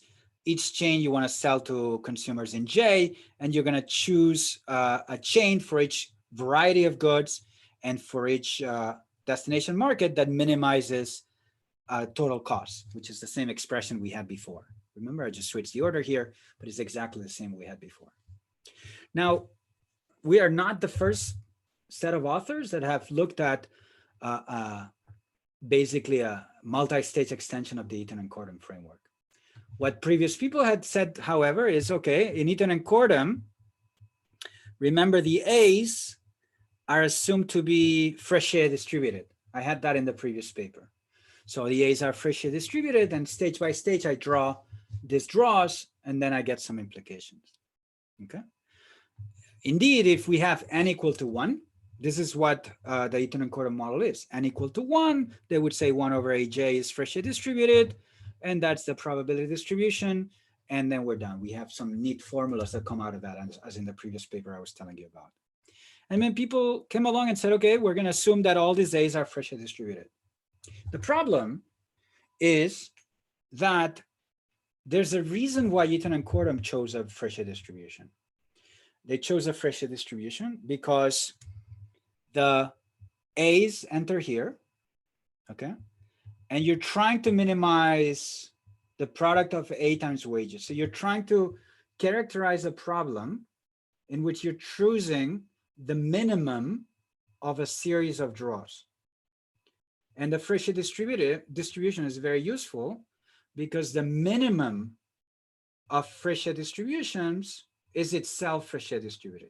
The Fréchet distribution is part of this family of extreme value distributions that are that retain their form under the max operator or min operator. So that's why that worked there. The problem here is you might say, well, I'm going to use that same thing here, but notice that what we care about is we want to minimize, we want to choose the path that minimizes not the particular A, that minimizes the whole path of production. That's the problem we're trying to figure out. What is the path that's going to minimize the cost of delivery and consumption to country J? So that cost is not a function just of the A, it's a function of a product of the A's.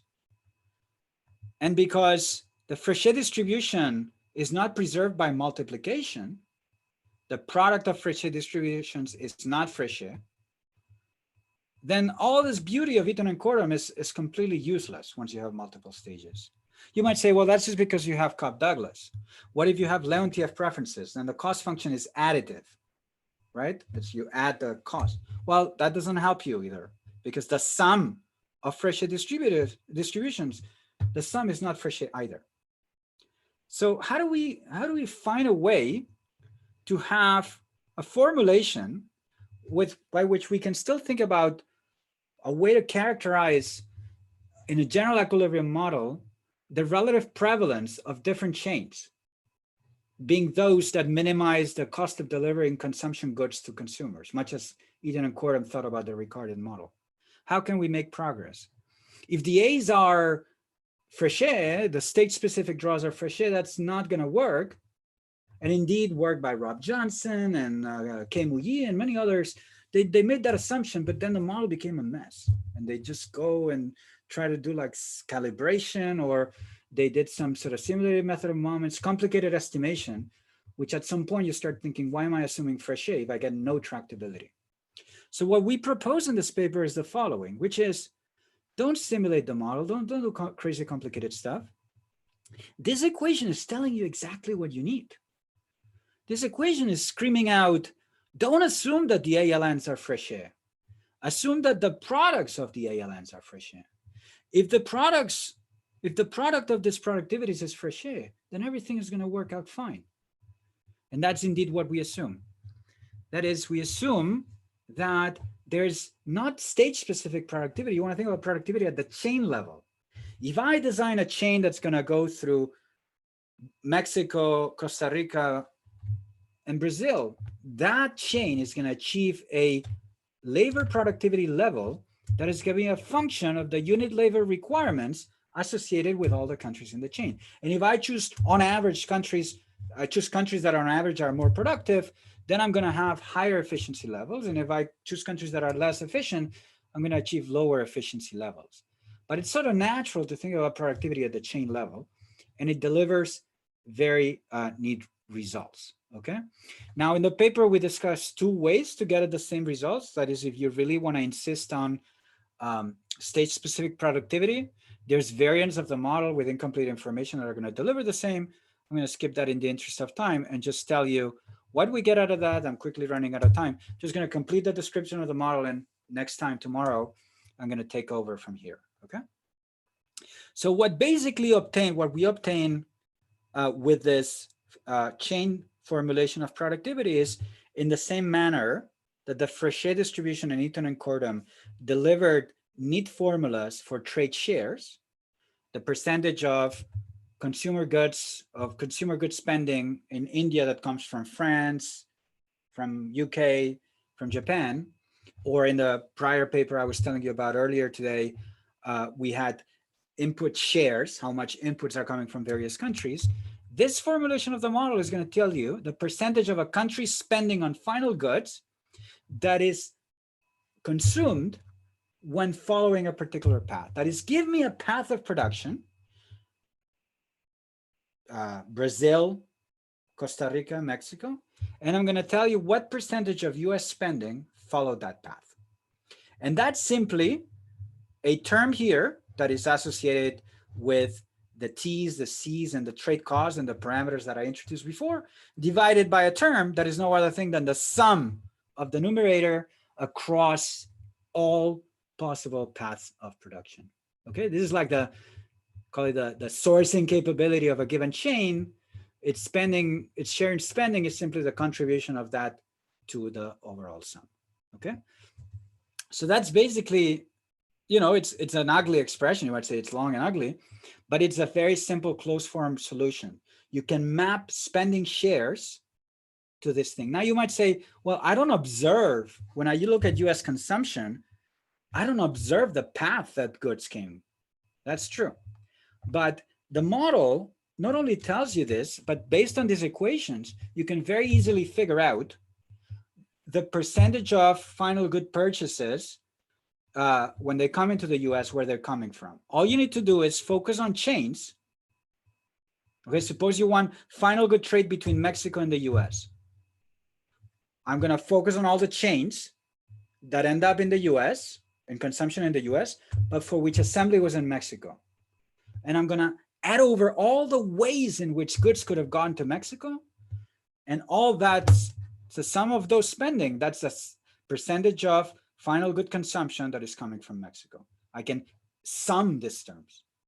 Okay, so I can get final good trade shares very easily from this expression. I can even get intermediate input shares. What is the percentage of, how much input flows from Mexico to the US, say? Well, I'm going to look at fixed, for instance, one destination of consumption J. I'm going to look at all the chains that get to J. I'm going to look at all the chains in which Mexico exactly precedes the US. If Mexico precedes the US, that's an input sale from Mexico to the US. I'm going to aggregate across all the chains, across all destination J's. So it's going to be a bunch of sums, but sums of closed forms expressions. And that gives me input flows between I and J. I need to add the roundabout input flows, but that's very easy to do. So the point here is that the model gives you closed form solutions for objects, input flows, final good flows, for which we have data. Okay. What's the data that we have? That's coming from world input output tables. And that is something I'm going to talk about next time because I'm out of time, but I'll tell you exactly how to map that to data. And then I'm going to tell you about estimation and we're going to play with it. Okay. I'm going to pause here and take any questions. I'm happy to stay a few minutes if there's questions, or if you want to email me. I don't know how we want to do that. How do we do this? Yeah, we can spend at least 5-7 minutes for the question answer. Okay, so I talked about hextrolene and neoclassical theory. Any quantification of G-series shrinkage post-US-China trade war. I'm going to talk about that next time. Any good work on how gravity models are used for welfare and general equilibrium analysis? Well, absolutely. Eaton and Cordam that I've been talking about a lot. That's like the natural basis, 2002 Eaton and Cordam. I find it very useful, the Haddon-Meyer handbook chapter in the volume 4 of the Handbook of International Trade. Given the importance of the analysis of GVCs, I want to ask 2 questions. That's from Rizwan Farouk. Why has the protectionist policy gained more momentum worldwide, not just in the US, but in other countries? Are we clueless about the benefits of GVC integration for local economy? Is it early for the country like India that is still okay? So I am going to, I am very much going to emphasize there are gains from trade integration, and that those gains are actually tend to be magnified in the presence of global value chains. And I'm going to tell you why. I'm going to dig a little bit deep into that. Why there's so much backlash? I think that has a lot to do with inequality. The fact that trade generates large gains, but they're not often evenly distributed. And at least there's a perception that for some individuals, the losses are larger than the gains. Neoclassical theory tells us why. Stolper Samuelson would tell you that even in the long run, some agents are likely to lose from trade. So I think those forces have been at play. And in addition, there hasn't been enough redistribution probably. So a lot of people feel alienated. I do think that, I don't know, clueless is a strong term, but I do think people are not good at perceiving or capturing or sort of realizing just how good trade is in some respects. I don't know about India, whether it's too early. I mean, let me punt on that question. That's why, one day when I come to India and I understand your economy a little bit better, maybe I can provide a better answer, but I don't feel equipped. Is the elasticity of substitution preference the same for all countries? Yes, that's an assumption of the model. There's lots of symmetry built in. Is increased hiring by efficient firms domestic or international? Both. So that's a question about the prior model, and the answer is both. Does GVC cost more? Yes. So that's very interesting. The GVC activity, global sourcing, in principle, it could lead to more market power of large companies, increased concentration, how it interacts with innovation. That's a very interesting question.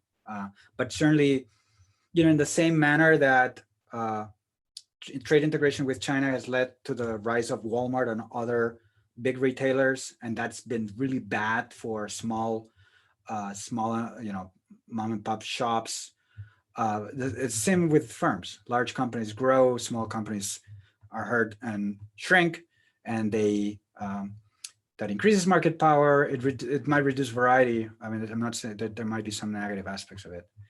Could you please explain again the intuition behind theta in the Frisch distribution?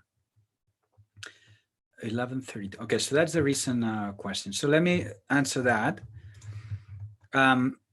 So we saw it here again. Basically, theta is a parameter in this Frisch distribution that governs, from a mean productivity level that is governed by TJ. I'm going to get draws for various goods. Okay, there's various inputs or various goods that I'm producing.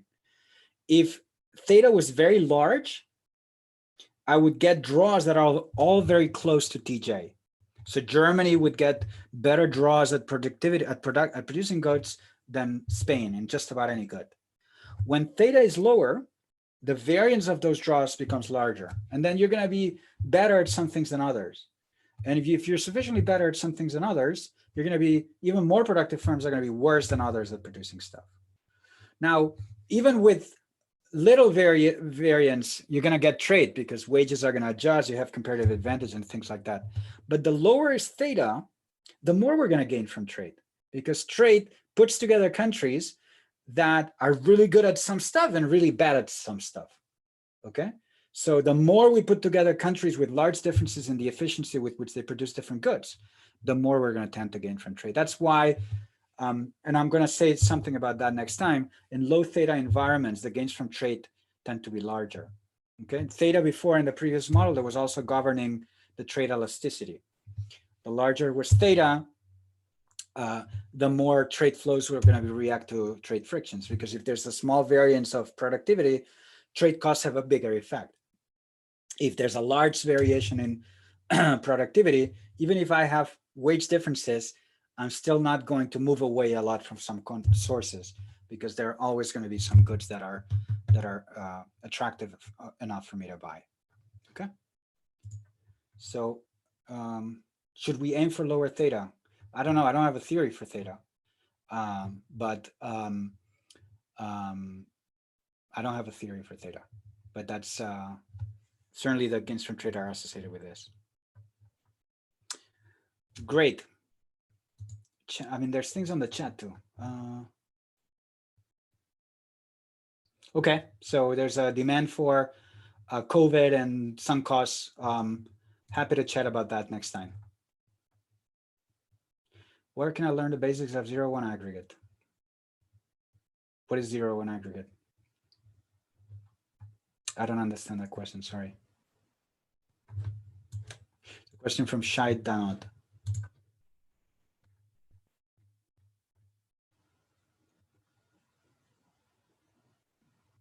All right, maybe ask it next time, and I'll try to understand. Okay.